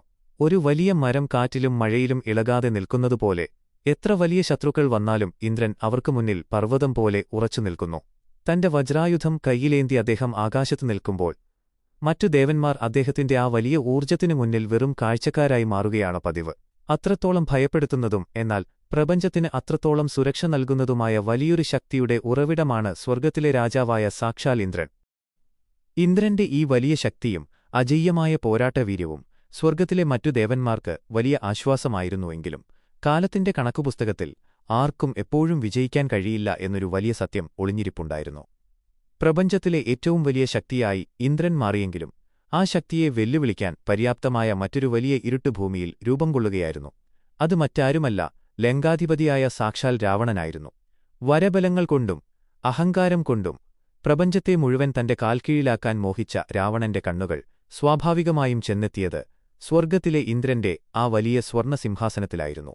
ഭൂമിയിലെ രാജാക്കന്മാരെയും ദിക്പാലകന്മാരെയും തോൽപ്പിച്ച് അഹങ്കാരത്തിന്റെ കൊടുമുടിയിൽ നിന്നിരുന്ന രാവണന് സ്വർഗ്ഗവും ഇന്ദ്രനും മാത്രമായിരുന്നു തന്റെ പൂർണ്ണമായ ആധിപത്യത്തിനു മുന്നിലെ ഏക തടസ്സം എന്നു തോന്നി. അങ്ങനെ ലോകം കണ്ട ഏറ്റവും ഭയാനകമായ ആ വലിയ യുദ്ധത്തിന് കളമൊരുങ്ങുകയായിരുന്നു. ഒരു വശത്ത് ധർമ്മത്തിന്റെ കാവൽക്കാരനായ പ്രപഞ്ചത്തിന്റെ നിലനിൽപ്പിന് ആധാരമായ സാക്ഷാൽ ഇന്ദ്രൻ, മറുവശത്ത് അധർമ്മത്തിന്റെ കൊടുമുടിയായ വരബലത്താൽ അന്ധനായ രാവണൻ. രാവണന്റെ വലിയ പട സ്വർഗ്ഗത്തിലേക്കിരച്ചുകയറിയപ്പോൾ അമരാവതിയുടെ അതിരുകൾ ഭയം കൊണ്ട് വിറച്ചു. രാക്ഷസന്മാരുടെ വലിയ ഗർജനങ്ങൾ സ്വർഗ്ഗത്തിന്റെ സമാധാനം കെടുത്തി. എന്നാൽ ഇന്ദ്രൻ ഒട്ടും ഭയന്നില്ല. തന്റെ ഐരാവതത്തിന്റെ പുറത്തേറി വജ്രായുധവും കൈയിലേന്തി 1000 സൂര്യന്മാരുടെ പ്രകാശത്തോടെ ഇന്ദ്രൻ യുദ്ധക്കളത്തിലേക്കിറങ്ങി. ആ വലിയ പോരാട്ടം വാക്കുകൾക്ക് അതീതമായിരുന്നു. ഇന്ദ്രന്റെ വജ്രായുധത്തിൽ നിന്നുള്ള തീപ്പൊരികൾ രാക്ഷസപ്പടയെ ഒന്നൊന്നായി ചാമ്പലാക്കാൻ തുടങ്ങി. രാവണന്റെ മായാജാലങ്ങൾക്കും ആയുധങ്ങൾക്കും ഇന്ദ്രന്റെ ആ വലിയ ഊർജ്ജത്തിനു മുന്നിൽ പിടിച്ചുനിൽക്കാൻ കഴിഞ്ഞില്ല. ഒരു ഘട്ടത്തിൽ രാവണൻ പോലും ഇന്ദ്രന്റെ ശക്തിക്കു മുന്നിൽ പതറുന്നത് സ്വർഗ്ഗം കണ്ടു. തന്റെ സർവനാശകരിയായ പ്രഹരങ്ങളിലൂടെ രാവണനെ ഇന്ദ്രൻ പിന്നോട്ടു നയിച്ചു. വിജയത്തിന്റെ തിളക്കം ഇന്ദ്രന്റെ കണ്ണുകളിൽ വീണ്ടും കണ്ടുതുടങ്ങി. സ്വർഗ്ഗം വലിയൊരു ആഘോഷത്തിന് തയ്യാറെടുക്കുകയാണെന്ന് തോന്നിപ്പിച്ചു. എന്നാൽ യുദ്ധത്തിന്റെ ഗതി പൂർണ്ണമായും മാറ്റിയെഴുതാൻ കഴിവുള്ള പ്രപഞ്ചം അതുവരെ കണ്ടിട്ടില്ലാത്ത മറ്റൊരു വലിയ ഭീകരത ആ യുദ്ധക്കളത്തിലേക്ക് കടന്നുവരികയായിരുന്നു. അത് രാവണന്റെ പ്രിയപുത്രനായ മേഘനാഥനായിരുന്നു. ജനിച്ചപ്പോൾ തന്നെ ഇടിമുഴക്കം പോലെ കരഞ്ഞതുകൊണ്ടാണ് അവന് മേഘനാഥൻ എന്ന പേര് ലഭിച്ചത്. അവൻ വെറുമൊരു രാക്ഷസനായിരുന്നില്ല. അതികഠിനമായ തപസ്സിലൂടെ പരമശിവനിൽ നിന്നും വലിയ വരങ്ങൾ നേടിയ മഹാമാന്ത്രികനായ യോദ്ധാവായിരുന്നു. തന്റെ പിതാവ് ഇന്ദ്രനോട് പരാജയപ്പെടുന്നതിലേക്ക് നീങ്ങുന്നത് കണ്ട മേഘനാഥൻ വലിയൊരു കൊടുങ്കാറ്റുപോലെ യുദ്ധക്കളത്തിലേക്ക് കുതിച്ചെത്തി. അതോടെ ആ വലിയ പോരാട്ടത്തിന്റെ രൂപവും ഭാവവും പൂർണ്ണമായും മാറിമറിഞ്ഞു. ഇന്ദ്രൻ ഇതുവരെ നേരിട്ട ശത്രുക്കളെപ്പോലെ ആയിരുന്നില്ല മേഘനാഥൻ. അവൻ യുദ്ധം ചെയ്തത് നേർക്കുനേർ നിന്നല്ല, പകരം ആകാശത്ത് വലിയ കാർമേഘങ്ങൾ സൃഷ്ടിച്ച് അതിൽ മറഞ്ഞുനിന്നുകൊണ്ടാണ് അവൻ ആക്രമണം അഴിച്ചുവിട്ടത്. മായായുദ്ധത്തിന്റെ ഏറ്റവും വലിയ പാഠങ്ങൾ അവൻ ഇന്ദ്രന് നേരെ പ്രയോഗിച്ചു. ഇന്ദ്രന്റെ കണ്ണുകൾക്കുപോലും മേഘനാഥനെ കാണാൻ കഴിഞ്ഞില്ല. എവിടെ നിന്നാണ് അസ്ത്രങ്ങൾ വരുന്നതെന്ന് മനസ്സിലാക്കാൻ ദേവന്മാർക്ക് കഴിഞ്ഞില്ല. സ്വർഗ്ഗം മുഴുവൻ വലിയ ഇരുട്ടിൽ മൂടി. അദൃശ്യനായി നിന്നുകൊണ്ട് മേഘനാഥൻ തൊടുത്തുവിട്ട അസ്ത്രങ്ങൾ ദേവന്മാരുടെ പടയെ ഛിന്നഭിന്നമാക്കി. ഇന്ദ്രൻ തന്റെ വജ്രായുധമുപയോഗിച്ച് ആ ഇരുട്ടിനെ വകഞ്ഞുമാറ്റാൻ ശ്രമിച്ചെങ്കിലും മേഘനാഥന്റെ മായാജാലത്തിനു മുന്നിൽ ആ വലിയ ആയുധം പോലും പരാജയപ്പെടുന്ന കാഴ്ചയാണ് പ്രപഞ്ചം കണ്ടത്. ഒടുവിൽ മേഘനാഥൻ തന്റെ ഏറ്റവും വലിയ ആയുധം പ്രയോഗിക്കാൻ തീരുമാനിച്ചു. അതികഠിനമായ മാന്ത്രിക ശക്തിയുള്ള ആ അസ്ത്രം ഇരുട്ടിലൂടെ പാഞ്ഞുവന്ന് സാക്ഷാൽ ഇന്ദ്രന്റെ ദേഹത്തു പതിച്ചു. ലോകത്തെ മുഴുവൻ വിറപ്പിച്ച് പ്രപഞ്ചത്തിന്റെ കാവൽക്കാരനായ ആ വലിയ പോരാളി ഒരു നിമിഷം തളർന്നുപോയി. മേഘനാഥൻ സമയം പാഴാക്കിയില്ല. അവൻ ഇന്ദ്രനെ തന്റെ മാന്ത്രിക പാശങ്ങൾ കൊണ്ട് ബന്ധിച്ചു. അവിശ്വസനീയമായ ആ കാഴ്ച കണ്ട് സ്വർഗ്ഗം വാവിട്ട് കരഞ്ഞു. ദേവന്മാരുടെ രാജാവ്, വജ്രായുധത്തിന്റെ നാഥൻ, ഒരു രാക്ഷസന്റെ മുന്നിൽ ബന്ധനസ്ഥനായി കിടക്കുന്നു. അഹങ്കാരത്തോടെ മേഘനാഥൻ ഇന്ദ്രനെ തന്റെ തേരിലിട്ട് ലങ്കയിലേക്ക് കൊണ്ടുപോയി. അതൊരു വലിയ പതനമായിരുന്നു, വെറുമൊരു പരാജയമല്ല, പ്രപഞ്ചത്തിന്റെ വലിയൊരു വീഴ്ചയായിരുന്നു അത്. അമരാവതിയിലെ സ്വർണസിംഹാസനം ഒഴിഞ്ഞുകിടന്നു. ഇന്ദ്രനില്ലാത്ത സ്വർഗ്ഗം ജീവനില്ലാത്ത ശരീരം പോലെയായി മാറി. ലങ്കയിലെ ഇരുട്ടറയിൽ ബന്ധിക്കപ്പെട്ട ഇന്ദ്രന്റെ മനസ്സിലൂടെ എന്തെല്ലാമായിരിക്കും കടന്നുപോയിട്ടുണ്ടാകുക. തന്റെ ഇത്രയും കാലത്തെ വലിയ വിജയങ്ങളും താൻ നേടിയെടുത്ത വലിയ ശക്തിയും ഒരു നിമിഷം കൊണ്ട് ഇല്ലാതായിരിക്കുന്നു. എത്ര വലിയ ശക്തിയാണെങ്കിലും അതിനു മുകളിൽ മറ്റൊരു വലിയ ശക്തി എവിടെയോ ഒളിഞ്ഞിരിപ്പുണ്ട് എന്ന പ്രപഞ്ചസത്യം ഇന്ദ്രൻ ആ ഇരുട്ടറയിൽ കിടന്നുകൊണ്ട് വീണ്ടും തിരിച്ചറിയുകയായിരുന്നു. പ്രപഞ്ചത്തിന്റെ സന്തുലിതാവസ്ഥ പൂർണ്ണമായും തകർന്ന ആ സമയത്താണ് സാക്ഷാൽ ബ്രഹ്മാവ് വലിയൊരു തീരുമാനവുമായി ലങ്കയിലെത്തിയത്. ഇന്ദ്രനെയില്ലാതെ പ്രപഞ്ചത്തിന് നിലനിൽപ്പില്ല എന്ന് ബ്രഹ്മാവിനറിയാമായിരുന്നു. അദ്ദേഹം മേഘനാഥനോട് ഇന്ദ്രനെ വിട്ടയക്കാൻ ആവശ്യപ്പെട്ടു. എന്നാൽ വെറുതെ വിട്ടയക്കാൻ ആ അഹങ്കാരിയായ രാക്ഷസൻ തയ്യാറായില്ല. ഒടുവിലൊരു വലിയ വരത്തിന് പകരമായിട്ടാണ് മേഘനാഥൻ ഇന്ദ്രനെ മോചിപ്പിക്കാൻ തയ്യാറായത്. മാത്രമല്ല, ഇന്ദ്രനെ പരാജയപ്പെടുത്തിയതിന്റെ അടയാളമായി അന്നുമുതൽ മേഘനാഥൻ ഇന്ദ്രജിത്ത് എന്ന് അറിയപ്പെടാൻ തുടങ്ങി. ഇന്ദ്രനെ ജയിച്ചവൻ എന്നാണ് ആ പേരിന്റെ അർത്ഥം. തലകുനിച്ച് വലിയൊരു വേദനയോടെ ഇന്ദ്രൻ സ്വർഗ്ഗത്തിലേക്ക് തിരികെ നടക്കുമ്പോൾ അദ്ദേഹത്തിന്റെ മനസ്സിൽ അഹങ്കാരത്തിന്റെ ചെറിയൊരു അംശം പോലും ഉണ്ടായിരുന്നില്ല. ഈ പരാജയം അദ്ദേഹത്തെ സംബന്ധിച്ചിടത്തോളം വലിയൊരു പാഠമായിരുന്നു. താൻ അജയ്യനല്ലെന്നും കാലത്തിന്റെ മുന്നിൽ താനും കേവലം ഒരു ചെറിയ കണ്ണിയാണെന്നും അദ്ദേഹം പൂർണ്ണമായും ഉൾക്കൊണ്ടു. ഇന്ദ്രന്റെ ഈ പരാജയം നമ്മൾ പലപ്പോഴും ഒരു വീഴ്ചയായിട്ടാണ് കാണുന്നത്. എന്നാൽ സത്യത്തിലത് വീഴ്ചയല്ല, പ്രപഞ്ചം അദ്ദേഹത്തിന് നൽകിയ വലിയൊരു തിരിച്ചറിവാണ്. വലിയ അധികാരങ്ങളും ശക്തിയും നമ്മുടെ കയ്യിലിരിക്കുമ്പോൾ നാം പലപ്പോഴും നമ്മളെ തന്നെ മറന്നുപോകും. നമ്മളാണ് ഏറ്റവും വലിയവർ എന്ന് വിശ്വസിക്കും. എന്നാൽ പ്രകൃതി എപ്പോഴും നമുക്കൊരു മറുപടി കരുതിവെച്ചിട്ടുണ്ടാകും. ആ മറുപടിയാണ് ഇന്ദ്രജിത്ത് എന്ന രൂപത്തിൽ ഇന്ദ്രന്റെ മുന്നിൽ വന്നത്. ഈ വലിയ പരാജയത്തിനു ശേഷവും ഇന്ദ്രൻ സ്വർഗം ഭരിച്ചു. അദ്ദേഹം വീണ്ടും തന്റെ കടമകൾ ചെയ്തു. എന്നാൽ ആ ഭരണത്തിൽ ഒരു വലിയ വ്യത്യാസമുണ്ടായിരുന്നു. മുമ്പത്തെപ്പോലെ സിംഹാസനം നഷ്ടപ്പെടുമോ എന്ന ഭയം അദ്ദേഹത്തിന് ഉണ്ടായിരുന്നില്ല. കാരണം പരാജയത്തിന്റെ ഏറ്റവും വലിയ രുചിയറിഞ്ഞ ഒരാൾക്ക് പിന്നീട് ഒന്നിനെയും ഭയക്കേണ്ടതില്ല എന്ന് അദ്ദേഹം പഠിച്ചിരുന്നു. ഈ ഒരു വലിയ കഥ നമ്മോട് പറയുന്നത് നമ്മുടെ ജീവിതത്തിലെ പരാജയങ്ങളെ നമ്മൾ എങ്ങനെ കാണണം എന്നതാണ്. പരാജയങ്ങൾ എപ്പോഴും നമ്മുടെ അവസാനമല്ല, മറിച്ച് അഹങ്കാരമില്ലാതെ വീണ്ടും പുതിയതായി തുടങ്ങാനുള്ള വലിയൊരു അവസരമാണ് അവ നൽകുന്നത്. ഇന്ദ്രന്റെ ആ പരാജയം പിന്നീട് പ്രപഞ്ചത്തിൽ ധർമ്മം പുനഃസ്ഥാപിക്കാനുള്ള രാമരാവണ യുദ്ധത്തിനുവരെ വലിയൊരു കാരണമായി മാറി. അതുകൊണ്ട് സ്വർഗത്തിലെ രാജാവിന്റെ കഥ വെറുമൊരു വ്യക്തിയുടെ കഥയല്ല, മറിച്ച് ഉയർച്ച താഴ്ചകളിലൂടെ കടന്നുപോകുന്ന മനുഷ്യ മനസ്സിന്റെ തന്നെ ഒരു വലിയ പ്രതിഫലനമാണ്. രാവണന്റെ അഹങ്കാരവും ഇന്ദ്രജിത്തിൽ നിന്നേറ്റ പരാജയവും ഇന്ദ്രന്റെ മനസ്സിനെ വലിയൊരു പാഠം പഠിപ്പിച്ചുവെങ്കിലും കാലം ആ വലിയ തെറ്റുകൾക്ക് പകരം ചോദിക്കാൻ മറ്റൊരു വലിയ അവതാരത്തിന് വഴിയൊരുക്കുകയായിരുന്നു. പ്രപഞ്ചത്തിന്റെ സന്തുലിതാവസ്ഥ പൂർണ്ണമായും നഷ്ടപ്പെടുകയും ഭൂമിയിൽ രാവണന്റെയും രാക്ഷസന്മാരുടെയും ക്രൂരതകൾ അതിരുവിടുകയും ചെയ്തപ്പോൾ ദേവന്മാർ വലിയൊരു പ്രതിസന്ധിയിലായി. തങ്ങളുടെ ശക്തി കൊണ്ടോ ആയുധങ്ങൾ കൊണ്ടോ രാവണനെ തോൽപ്പിക്കാൻ കഴിയില്ല എന്ന് ഇന്ദ്രനും മറ്റു ദേവന്മാർക്കും ഇതിനോടകം മനസ്സിലായിരുന്നു. ഭൂമിയിൽ ധർമ്മം പുനഃസ്ഥാപിക്കാൻ സാക്ഷാൽ മഹാവിഷ്ണു ശ്രീരാമനായി അവതരിക്കാൻ തീരുമാനിച്ചപ്പോൾ അദ്ദേഹത്തെ സഹായിക്കാൻ വലിയൊരു സൈന്യത്തെ സൃഷ്ടിക്കാൻ ദേവന്മാരോട് ബ്രഹ്മാവ് നിർദ്ദേശിച്ചു. ഈ സൈന്യം സാധാരണ മനുഷ്യരുടേതാകരുത്, പകരം വനങ്ങളിൽ ജീവിക്കുന്ന അതിശക്തരായ വാനരന്മാരുടേതാകണം എന്നായിരുന്നു തീരുമാനം. രാവണനോട് നേരിട്ട് ഏറ്റുമുട്ടി പരാജയപ്പെട്ടതിന്റെ ആ വലിയ നോവ് ഇന്ദ്രന്റെ ഉള്ളിൽ അപ്പോഴും ഒരു കനൽ പോലെ എരിയുന്നുണ്ടായിരുന്നു. തനിക്ക് നേരിട്ട് ചെയ്യാൻ കഴിയാതെ പോയത് തന്റെ രക്തത്തിൽ പിറക്കുന്ന ഒരു വലിയ പോരാളിയിലൂടെ നേടിയെടുക്കണം എന്ന് ഇന്ദ്രൻ അതിയായി ആഗ്രഹിച്ചു. ആ ആഗ്രഹം പ്രപഞ്ചത്തിന്റെ മറ്റൊരു വലിയ അത്ഭുതത്തിന് തുടക്കം കുറിക്കുകയായിരുന്നു. ഭൂമിയിൽ മേരുപർവ്വതത്തിന്റെ താഴ്വരയിൽ അതിമനോഹരമായ ഒരു വലിയ കാടുണ്ടായിരുന്നു. അവിടെ സാക്ഷാൽ ബ്രഹ്മാവിന്റെ സൃഷ്ടിയായ ഋക്ഷരജസ് എന്നു പേരുള്ള അതിശക്തനായ ഒരു വാനരശ്രേഷ്ഠൻ ജീവിച്ചിരുന്നു. അദ്ദേഹം ആ കാടിന്റെ രാജാവായി വളരെ ശാന്തമായ ഒരു ജീവിതമാണ് നയിച്ചിരുന്നത്. ഒരിക്കൽ ആ വലിയ കാട്ടിലൂടെ നടക്കുമ്പോൾ അദ്ദേഹം അതിമനോഹരമായ ഒരു പൊയ്ക കണ്ടു. ആ പൊയ്കയിലെ തെളിഞ്ഞ വെള്ളം കണ്ടപ്പോൾ അതിൽ ഇറങ്ങിക്കുളിക്കാൻ അദ്ദേഹത്തിന് വലിയൊരാഗ്രഹമുണ്ടായി. എന്നാൽ അത് വെറുമൊരു സാധാരണ തടാകമായിരുന്നില്ല. സാക്ഷാൽ പാർവതീദേവിയുടെ ശാപമുള്ള ഒരു ദിവ്യമായ തടാകമായിരുന്നു അത്. ആ വെള്ളത്തിലിറങ്ങുന്ന ഏതൊരു പുരുഷനും എത്ര വലിയവനായാലും ആ നിമിഷം തന്നെ അതിസുന്ദരിയായൊരു സ്ത്രീയായി മാറും എന്നതായിരുന്നു ആ ശാപം. ഇതൊന്നും അറിയാതെ വെള്ളത്തിലിറങ്ങിയ ഋക്ഷരജസ് കുളികഴിഞ്ഞ് കരയ്ക്ക് കയറിയപ്പോൾ കണ്ടത് തന്റെ പഴയ രൂപം നഷ്ടപ്പെട്ടിരിക്കുന്നു എന്നാണ്. താൻ പ്രപഞ്ചത്തിലെ തന്നെ ഏറ്റവും സുന്ദരിയായ ഒരു സ്ത്രീയായി മാറിയിരിക്കുന്നുവെന്ന് അദ്ദേഹം അമ്പരപ്പോടെ തിരിച്ചറിഞ്ഞു. ആ സൗന്ദര്യം വാക്കുകൾക്ക് വർണ്ണിക്കാൻ കഴിയുന്നതിനും അപ്പുറമായിരുന്നു. ഈ സമയം ആകാശത്തൂടെ തന്റെ വാഹനത്തിൽ സഞ്ചരിക്കുകയായിരുന്ന സ്വർഗത്തിലെ രാജാവായ ഇന്ദ്രന്റെയും പ്രപഞ്ചത്തിന്റെ വെളിച്ചമായ സൂര്യദേവന്റെയും കണ്ണുകൾ ഈ സുന്ദരിയിലുടക്കി. അവരുടെ കണ്ണുകൾക്ക് ആ വലിയ സൗന്ദര്യത്തെ വിശ്വസിക്കാൻ കഴിഞ്ഞില്ല. ആ മോഹിപ്പിക്കുന്ന രൂപത്തിനു മുന്നിൽ ദേവന്മാരുടെ രാജാവായ ഇന്ദ്രന്റെ മനസ്സുപോലും പൂർണ്ണമായും നിയന്ത്രണം വിട്ടുപോയി. ഇന്ദ്രന്റെ ഉള്ളിലെ ആ വലിയ ഊർജവും തേജസ്സും ആ സുന്ദരിയുടെ തലമുടിയിൽ അഥവാ വാലത്തിൽ പതിച്ചു. ആ ഒരൊറ്റ നിമിഷത്തിൽ പ്രപഞ്ചത്തെ മുഴുവൻ വിറപ്പിക്കാൻ പോന്ന വലിയൊരു ശക്തി അവിടെ ജനിക്കുകയായിരുന്നു. തലമുടിയിൽ നിന്നും ജനിച്ചതുകൊണ്ട് അവൻ വാലി അഥവാ ബാലി എന്ന് അറിയപ്പെട്ടു. അതേസമയം തന്നെ സൂര്യദേവന്റെ അംശത്തിൽ നിന്നും സുഗ്രീവനും അവിടെ ജനിച്ചു. ജനിച്ച നിമിഷം തന്നെ ബാലിയുടെ രൂപം കണ്ട് പ്രകൃതി മുഴുവൻ അത്ഭുതപ്പെട്ടു നിന്നു. അവന് സാധാരണ വാനരന്മാരുടെ രൂപമായിരുന്നില്ല, മറിച്ച് ഇന്ദ്രന്റെ അതേ സുവർണ്ണ നിറവും 1000 സൂര്യന്മാരുടെ തിളക്കവുമുണ്ടായിരുന്നു. തന്റെ മകനെ ആദ്യമായി ദൂരെ നിന്ന് കണ്ടപ്പോൾ ഇന്ദ്രന്റെ കണ്ണുകൾ സന്തോഷം കൊണ്ട് നിറഞ്ഞു. തന്റെ ഉള്ളിലെ നഷ്ടപ്പെട്ട പ്രതാപവും അടങ്ങാത്ത പോരാട്ടവീര്യവും തന്റെ മകനിലൂടെ പുതിയൊരു രൂപത്തിൽ പിറവിയെടുത്തിരിക്കുന്നു എന്ന് അദ്ദേഹം തിരിച്ചറിഞ്ഞു. ബാലി സാധാരണക്കാരനായ ഒരുവനായിരുന്നില്ല. ഇന്ദ്രന്റെ വജ്രായുധത്തിന്റെ അതേ പ്രഹരശേഷിയുള്ള കൈകളായിരുന്നു അവന്റേത്. തന്റെ മകന് ലോകത്തിൽ ആർക്കും തോൽപ്പിക്കാൻ കഴിയാത്തത്ര വലിയൊരു ശക്തി ലഭിക്കാൻ ഇന്ദ്രൻ അവനൊരു ദിവ്യമായ സ്വർണമാല സമ്മാനിച്ചു. അത് വെറുമൊരു മാലയായിരുന്നില്ല, ഇന്ദ്രന്റെ ശക്തിയുടെ വലിയൊരു ഭാഗം അതിലടങ്ങിയിരുന്നു.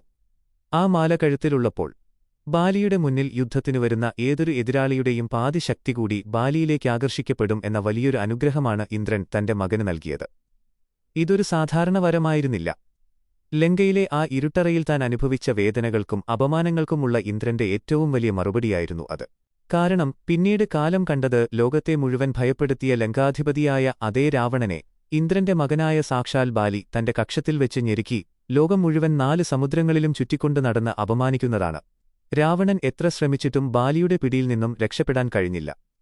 സ്വർഗ്ഗത്തിൽ ഇന്ദ്രന് നഷ്ടപ്പെട്ട സിംഹാസനത്തിന്റെ പകഭൂമിയിൽ വെച്ച് ഇന്ദ്രന്റെ മകൻ രാവണന്റെ വലിയ അഹങ്കാരത്തെ ഇല്ലാതാക്കിക്കൊണ്ട് വീണ്ടെടുക്കുകയായിരുന്നു. ബാലി വെറുമൊരു മകനായിരുന്നില്ല, ഇന്ദ്രന്റെ ഉള്ളിലെ ശൗര്യത്തിന്റെ സാക്ഷാത്കാരമായിരുന്നു. ബാലിയിലൂടെ ഇന്ദ്രൻ ഭൂമിയിൽ വലിയൊരു സാമ്രാജ്യം കെട്ടിപ്പടുത്തു. കിഷ്കിന്ധ എന്ന ആ വലിയ വാനര രാജ്യം ഇന്ദ്രന്റെ സ്വർഗ്ഗമായ അമരാവതി പോലെ തന്നെ മനോഹരവും സമ്പന്നവുമായിരുന്നു. തന്റെ മകൻ ഭൂമിയിൽ വലിയൊരു രാജാവായി വാഴുന്നത് സ്വർഗ്ഗത്തിലിരുന്ന് ഇന്ദ്രന്റെ മനസ്സിൽ വാക്കുകൾക്കതീതമായ വലിയൊരു അഭിമാനമുണ്ടായിരുന്നു. ഒരിക്കൽ താൻ പരാജയപ്പെട്ട ശത്രുവിനെ തന്റെ മകൻ വിറപ്പിക്കുന്നത് കാണുമ്പോൾ ഒരു അച്ഛൻ അനുഭവിക്കുന്ന ഏറ്റവും വലിയ മാനസികമായ സന്തോഷം ഇന്ദ്രൻ പൂർണ്ണമായും അനുഭവിച്ചു. ഈ പ്രപഞ്ചത്തിൽ എപ്പോഴും ഒരു കണക്കുതീർക്കലുണ്ടെന്നും തോൽവികൾക്കൊന്നും ഒരു അന്തിമ വാക്കില്ലെന്നും ബാലിയുടെ ഈ വലിയ ജനനം നമ്മെ ഓർമ്മിപ്പിക്കുന്നു.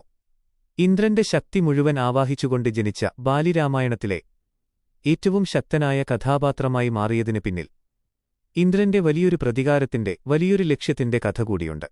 ഒരു വലിയ പരാജയത്തിനുശേഷം ഇന്ദ്രൻ പുതിയതായി കണ്ടെത്തിയ ഊർജ്ജമാണ് ബാലിയായി അവതരിച്ചത്. തന്റെ ശക്തി ഒരിക്കലും നശിക്കുന്നില്ലെന്നും അത് കാലഘട്ടങ്ങളിലൂടെ പുതിയ രൂപത്തിൽ പുതിയ ഭാവത്തിൽ ലോകത്തെ വിസ്മയിപ്പിക്കാൻ പുതിയതായി ജനിക്കും എന്നുമുള്ള വലിയ പ്രപഞ്ചസത്യമാണ് ഇവിടെ പൂർണ്ണമാകുന്നത്. ഇന്ദ്രന്റെ ആ വലിയ പോരാട്ടവീര്യം ബാലിയുടെ ഓരോ സിരകളിലും ഒഴുകിയിരുന്നു. അതാണ് ആ വലിയ വാനരനെ ലോകം കണ്ട ഏറ്റവും വലിയ യോദ്ധാക്കളിൽ ഒരാളാക്കി മാറ്റിയത്. കഥകൾ എത്ര കേട്ടാലും വീണ്ടും വീണ്ടും കേൾക്കാൻ തോന്നുന്ന തരത്തിൽ ഈ പ്രപഞ്ചത്തിലെ ഓരോ ജനനത്തിനും വലിയൊരു അർത്ഥമുണ്ട് എന്ന് ബാലിയുടെ കഥ നമ്മെ ഓർമ്മിപ്പിച്ചുകൊണ്ടേയിരിക്കുന്നു. ആ വലിയ തുടർച്ചയ്ക്ക് ഒട്ടും മങ്ങലേൽക്കാത്ത വിധം ഇന്ദ്രന്റെ പാരമ്പര്യം ബാലിയിലൂടെ ഭൂമിയിൽ നിലനിന്നു. വെറുമൊരു കഥ എന്നതിലുപരി ഒരച്ഛന്റെയും മകന്റെയും ശക്തിയുടെയും പ്രതികാരത്തിന്റെയും ലോകം കണ്ട ഏറ്റവും വലിയ ചരിത്രമായി ഈ കഥ നമ്മുടെ ഉള്ളിൽ എക്കാലവും നിറഞ്ഞുനിൽക്കും. ബാലിയുടെയും സുഗ്രീവന്റെയും ജനനത്തോടെ ഇന്ദ്രനും സൂര്യനും തമ്മിലുള്ള അദൃശ്യമായൊരു ബന്ധം ഭൂമിയിൽ ആരംഭിക്കുകയായിരുന്നുവെന്ന് നാം കണ്ടു. ഈയൊരു ചരിത്രം കേൾക്കുമ്പോൾ നമ്മുടെ ഓരോരുത്തരുടെയും ഉള്ളിൽ സ്വാഭാവികമായും വലിയൊരു സംശയം ഉയർന്നുവരാൻ സാധ്യതയുണ്ട്. സ്വർഗ്ഗത്തിലെ സിംഹാസനാധിപനായ സാക്ഷാൽ ഇന്ദ്രനും പ്രപഞ്ചത്തിന്റെ മുഴുവൻ പ്രകാശവും ജീവനുമായ സൂര്യദേവനും തമ്മിൽ ഒരു യുദ്ധമുണ്ടായാൽ അതിൽ ആര് വിജയിക്കും എന്നതാണ് ആ വലിയ ചോദ്യം. ഇതൊരു സാധാരണ സംശയമല്ല, മറിച്ച് പ്രപഞ്ചത്തിന്റെ സന്തുലിതാവസ്ഥയെത്തന്നെ ചോദ്യം ചെയ്യുന്ന വലിയൊരു ചിന്തയാണ്. കാരണം ഇവർ രണ്ടുപേരും ഒന്നിനൊന്ന് മെച്ചപ്പെട്ട രണ്ട് വ്യത്യസ്തമായ ഊർജ്ജത്തിന്റെ പ്രതിരൂപങ്ങളാണ്. ആദ്യം നമുക്ക് സൂര്യദേവന്റെ ശക്തിയെക്കുറിച്ച് മനസ്സിലാക്കാം. സൂര്യൻ വെറുമൊരു ദേവനല്ല, ഈ കാണുന്ന പ്രപഞ്ചത്തിന്റെ മുഴുവൻ ആത്മാവാണ്. തന്റെ ചുറ്റുപാടും നടക്കുന്ന എല്ലാ കാര്യങ്ങൾക്കും സാക്ഷിയായി നിൽക്കുന്ന കർമ്മസാക്ഷിയാണ് സൂര്യൻ. ഒന്നിനും മുന്നിൽ വളയാത്ത, ഒന്നിനും മുന്നിൽ തളരാത്ത കൃത്യമായ അച്ചടക്കത്തോടെ രാവും പകലും തന്റെ കടമകൾ മാത്രം ചെയ്യുന്ന വലിയൊരു യോഗിയാണദ്ദേഹം. ലോകത്തിലുള്ള സകല അന്ധകാരത്തെയും ഇല്ലാതാക്കാൻ സൂര്യന്റെ ഒരു ചെറിയ നോട്ടം മാത്രം മതിയാകും. സൂര്യന്റെ കോപം ഒരുപക്ഷെ പ്രപഞ്ചത്തിന് താങ്ങാൻ കഴിയുന്നതിനും അപ്പുറമായിരിക്കും. അദ്ദേഹം ഒന്ന് കോപിച്ചാൽ ഭൂമിയിലെ നദികൾ മുഴുവൻ വറ്റിത്തിളയ്ക്കും, പർവ്വതങ്ങൾ ഉരുകിയൊലിക്കും, പ്രപഞ്ചം മുഴുവൻ വലിയൊരു അഗ്നിഗോളമായി മാറും. അതായത് സൂര്യദേവൻ എന്നത് അക്ഷയമായ ഒരിക്കലും തീരാത്ത ഒരു ഊർജ്ജത്തിന്റെ പേരാണ്. എന്നാൽ മറുവശത്ത് നിൽക്കുന്നത് ആരാണെന്ന് നാം ഓർക്കണം. അത് മറ്റാരുമല്ല, പ്രപഞ്ചത്തിന്റെ കാവൽക്കാരനായ സാക്ഷാൽ ഇന്ദ്രനാണ്.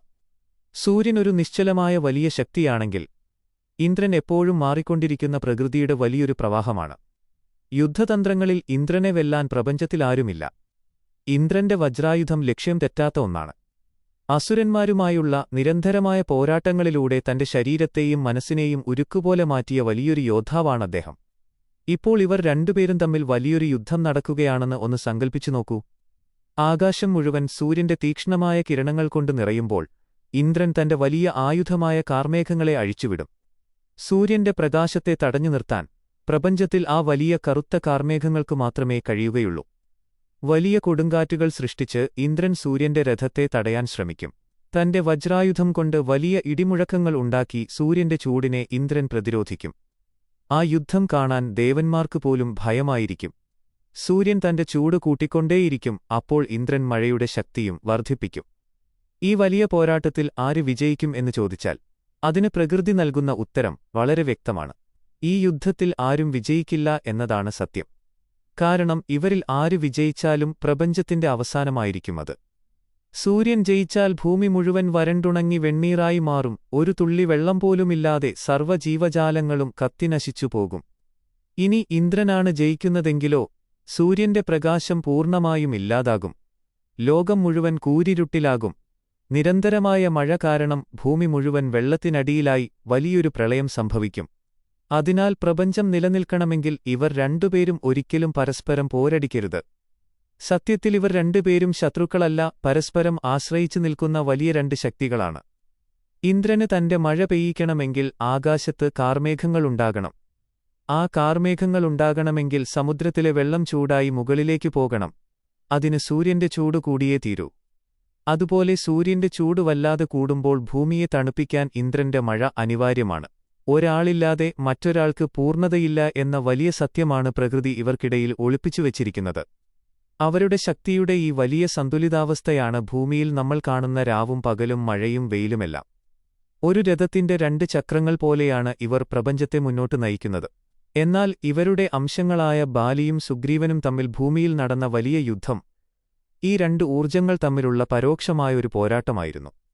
അവിടെ സുഗ്രീവൻ എന്ന സൂര്യന്റെ അംശത്തെ പരാജയപ്പെടുത്തിക്കൊണ്ട് ഇന്ദ്രന്റെ അംശമായ ബാലി വിജയിക്കുന്ന കാഴ്ചയാണ് നാം കണ്ടത്.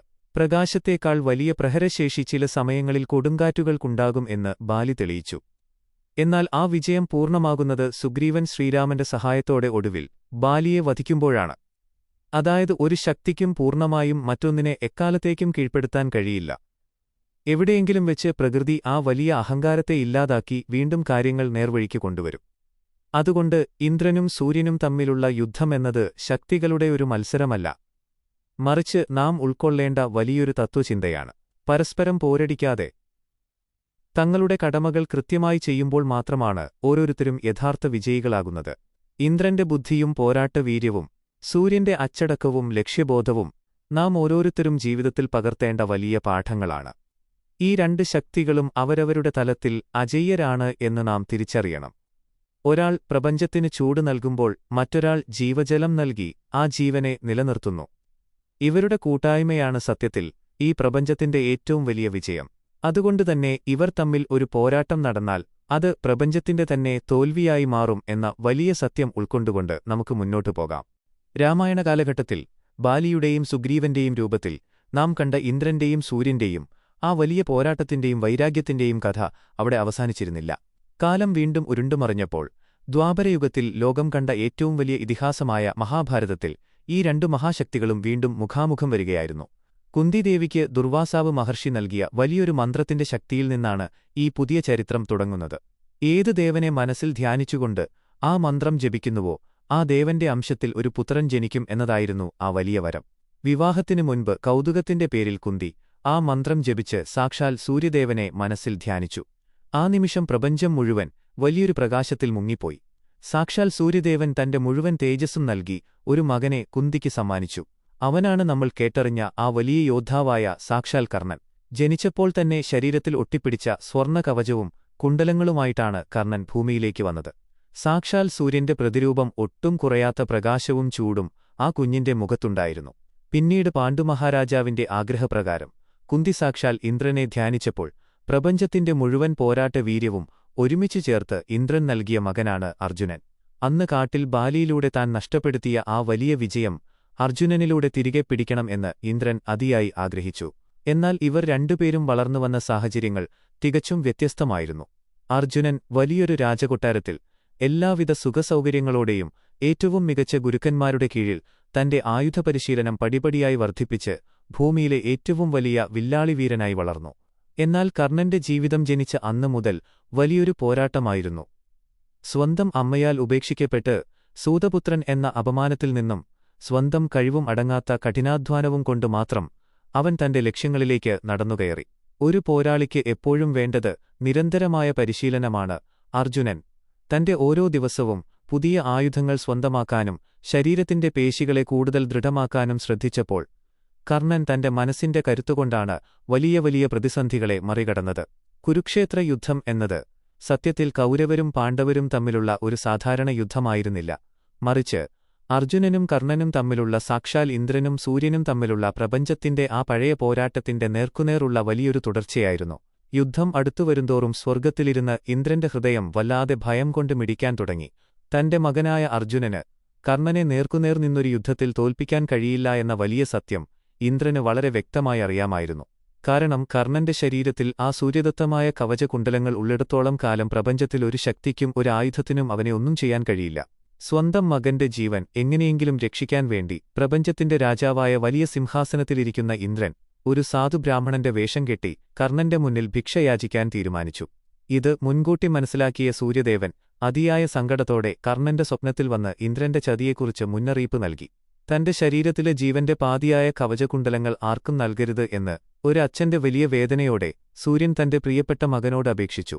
എന്നാൽ പ്രപഞ്ചത്തിന്റെ വെളിച്ചമായ സൂര്യന്റെ മകന് ഒരു യാചകനെ വെറുങ്കൈയോടെ മടക്കി അയക്കാൻ കഴിയില്ലായിരുന്നു. മരണം മുന്നിൽ കണ്ടിട്ടും ഇന്ദ്രൻ ചോദിച്ച ആ വലിയ ദാനം തന്റെ ശരീരത്തിൽ നിന്നും രക്തവും മാംസത്തോടൊപ്പം മുറിച്ചെടുത്ത് ഒട്ടും സങ്കടമില്ലാതെ ചിരിച്ചുകൊണ്ട് കർണൻ നൽകിയപ്പോൾ അവിടെ തോറ്റത് കർണനല്ല, പകരം ആകാശത്തുനിന്ന ആ വലിയ സൂര്യന്റെ മുന്നിൽ സ്വർഗ്ഗത്തിലെ ഇന്ദ്രന്റെ തല വീണ്ടും കുനിഞ്ഞുപോവുകയായിരുന്നു. തന്റെ വലിയ സിംഹാസനത്തിനും അധികാരത്തിനും മുകളിൽ സ്നേഹത്തിന്റെയും ത്യാഗത്തിന്റെയും വലിയൊരു കൊടുമുടിയായി കർണൻ അവിടെ ഉയർന്നുനിന്നു. പിന്നീട് കുരുക്ഷേത്ര യുദ്ധക്കളത്തിൽ ഇവർ രണ്ടുപേരും നേർക്കുനേർ വന്നപ്പോൾ പ്രകൃതി പോലും ശ്വാസമടക്കി പിടിച്ചുനിന്നു. ആകാശത്ത് സൂര്യദേവൻ തന്റെ മകന് വലിയൊരു തണലായി നിന്നപ്പോൾ ഭൂമിയിൽ ഇന്ദ്രൻ കാർമേഘങ്ങളുമായി അർജുനന് വലിയൊരു കാവലായി നിന്നു. കർണന്റെ ഓരോ അസ്ത്രവും അർജുനന്റെ രഥത്തെ വിറപ്പിച്ചപ്പോൾ സ്വർഗ്ഗത്തിൽ ഇന്ദ്രന്റെ ഹൃദയമാണ് സത്യത്തിൽ നിലച്ചുപോയത്. പ്രപഞ്ചം കണ്ട ഏറ്റവും വലിയ യോദ്ധാക്കൾ പരസ്പരം ഏറ്റുമുട്ടിയ ആ നിമിഷങ്ങളിൽ പ്രകൃതിയുടെ വലിയ രണ്ട് ഊർജ്ജങ്ങളാണ് അവിടെ പരസ്പരം പോരടിച്ചത്. ഒടുവിൽ കാലത്തിന്റെ വലിയ തീരുമാനപ്രകാരം നിസ്സഹായനായി നിന്ന കർണനെ അർജുനൻ വധിച്ചെങ്കിലും ലോകത്തിന്റെ മുഴുവൻ ഹൃദയവും എന്നും കീഴടക്കിയത് ആ വലിയ സൂര്യപുത്രനായിരുന്നു. ഇന്ദ്രനും സൂര്യനും തമ്മിലുള്ള ഈ വലിയ പോരാട്ടം മഹാഭാരതത്തിൽ അവസാനിക്കുമ്പോൾ അത് നമുക്ക് നൽകുന്ന വലിയൊരു സന്ദേശമുണ്ട്. അധികാരവും വലിയ ആയുധങ്ങളും എത്രയുണ്ടെങ്കിലും ധർമ്മത്തിനു വേണ്ടി സ്വന്തം ജീവൻ പോലും ത്യജിക്കാൻ തയ്യാറാകുന്നവനാണ് യഥാർത്ഥത്തിൽ ഈ പ്രപഞ്ചത്തിലെ ഏറ്റവും വലിയ പോരാളി. നമ്മൾ ജനിച്ച സാഹചര്യങ്ങളല്ല, നമ്മുടെ നിരന്തരമായ കഠിനാധ്വാനവും സ്വന്തം കഴിവുകളിലുള്ള ആത്മവിശ്വാസവുമാണ് നമ്മളെ എപ്പോഴും വലിയവരാക്കുന്നത്. ഈ വലിയ കഥകളിലൂടെയെല്ലാം പ്രകൃതി നമ്മെ ഓർമ്മിപ്പിക്കുന്നത് നമ്മുടെ ഉള്ളിലെ നന്മയുടെയും ത്യാഗത്തിന്റെയും വലിയ വെളിച്ചങ്ങളെ നമ്മൾ ഒരിക്കലും അണയാതെ സൂക്ഷിക്കണം എന്നാണ്. ആ വലിയ പോരാട്ടത്തിന്റെ ഓർമ്മകൾ എക്കാലവും മനുഷ്യമനസ്സുകളിൽ മായാതെ കിടക്കും. മഹാഭാരതത്തിലെ ആ വലിയ യുദ്ധഭൂമിയിൽ നിന്നും ഇന്ദ്രന്റെ കഥ ഇവിടെ പൂർണ്ണമാകുമ്പോൾ പ്രപഞ്ചം നമുക്കായി തുറന്നുവെക്കുന്നത് മാനുഷിക വികാരങ്ങളുടെ ഏറ്റവും വലിയൊരു കണ്ണാടിയാണ്.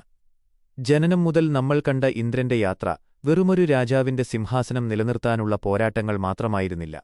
അത് മനുഷ്യമനസ്സിന്റെ തന്നെ പലവിധത്തിലുള്ള വളർച്ചകളും വീഴ്ചകളും തിരിച്ചറിവുകളുമായിരുന്നു.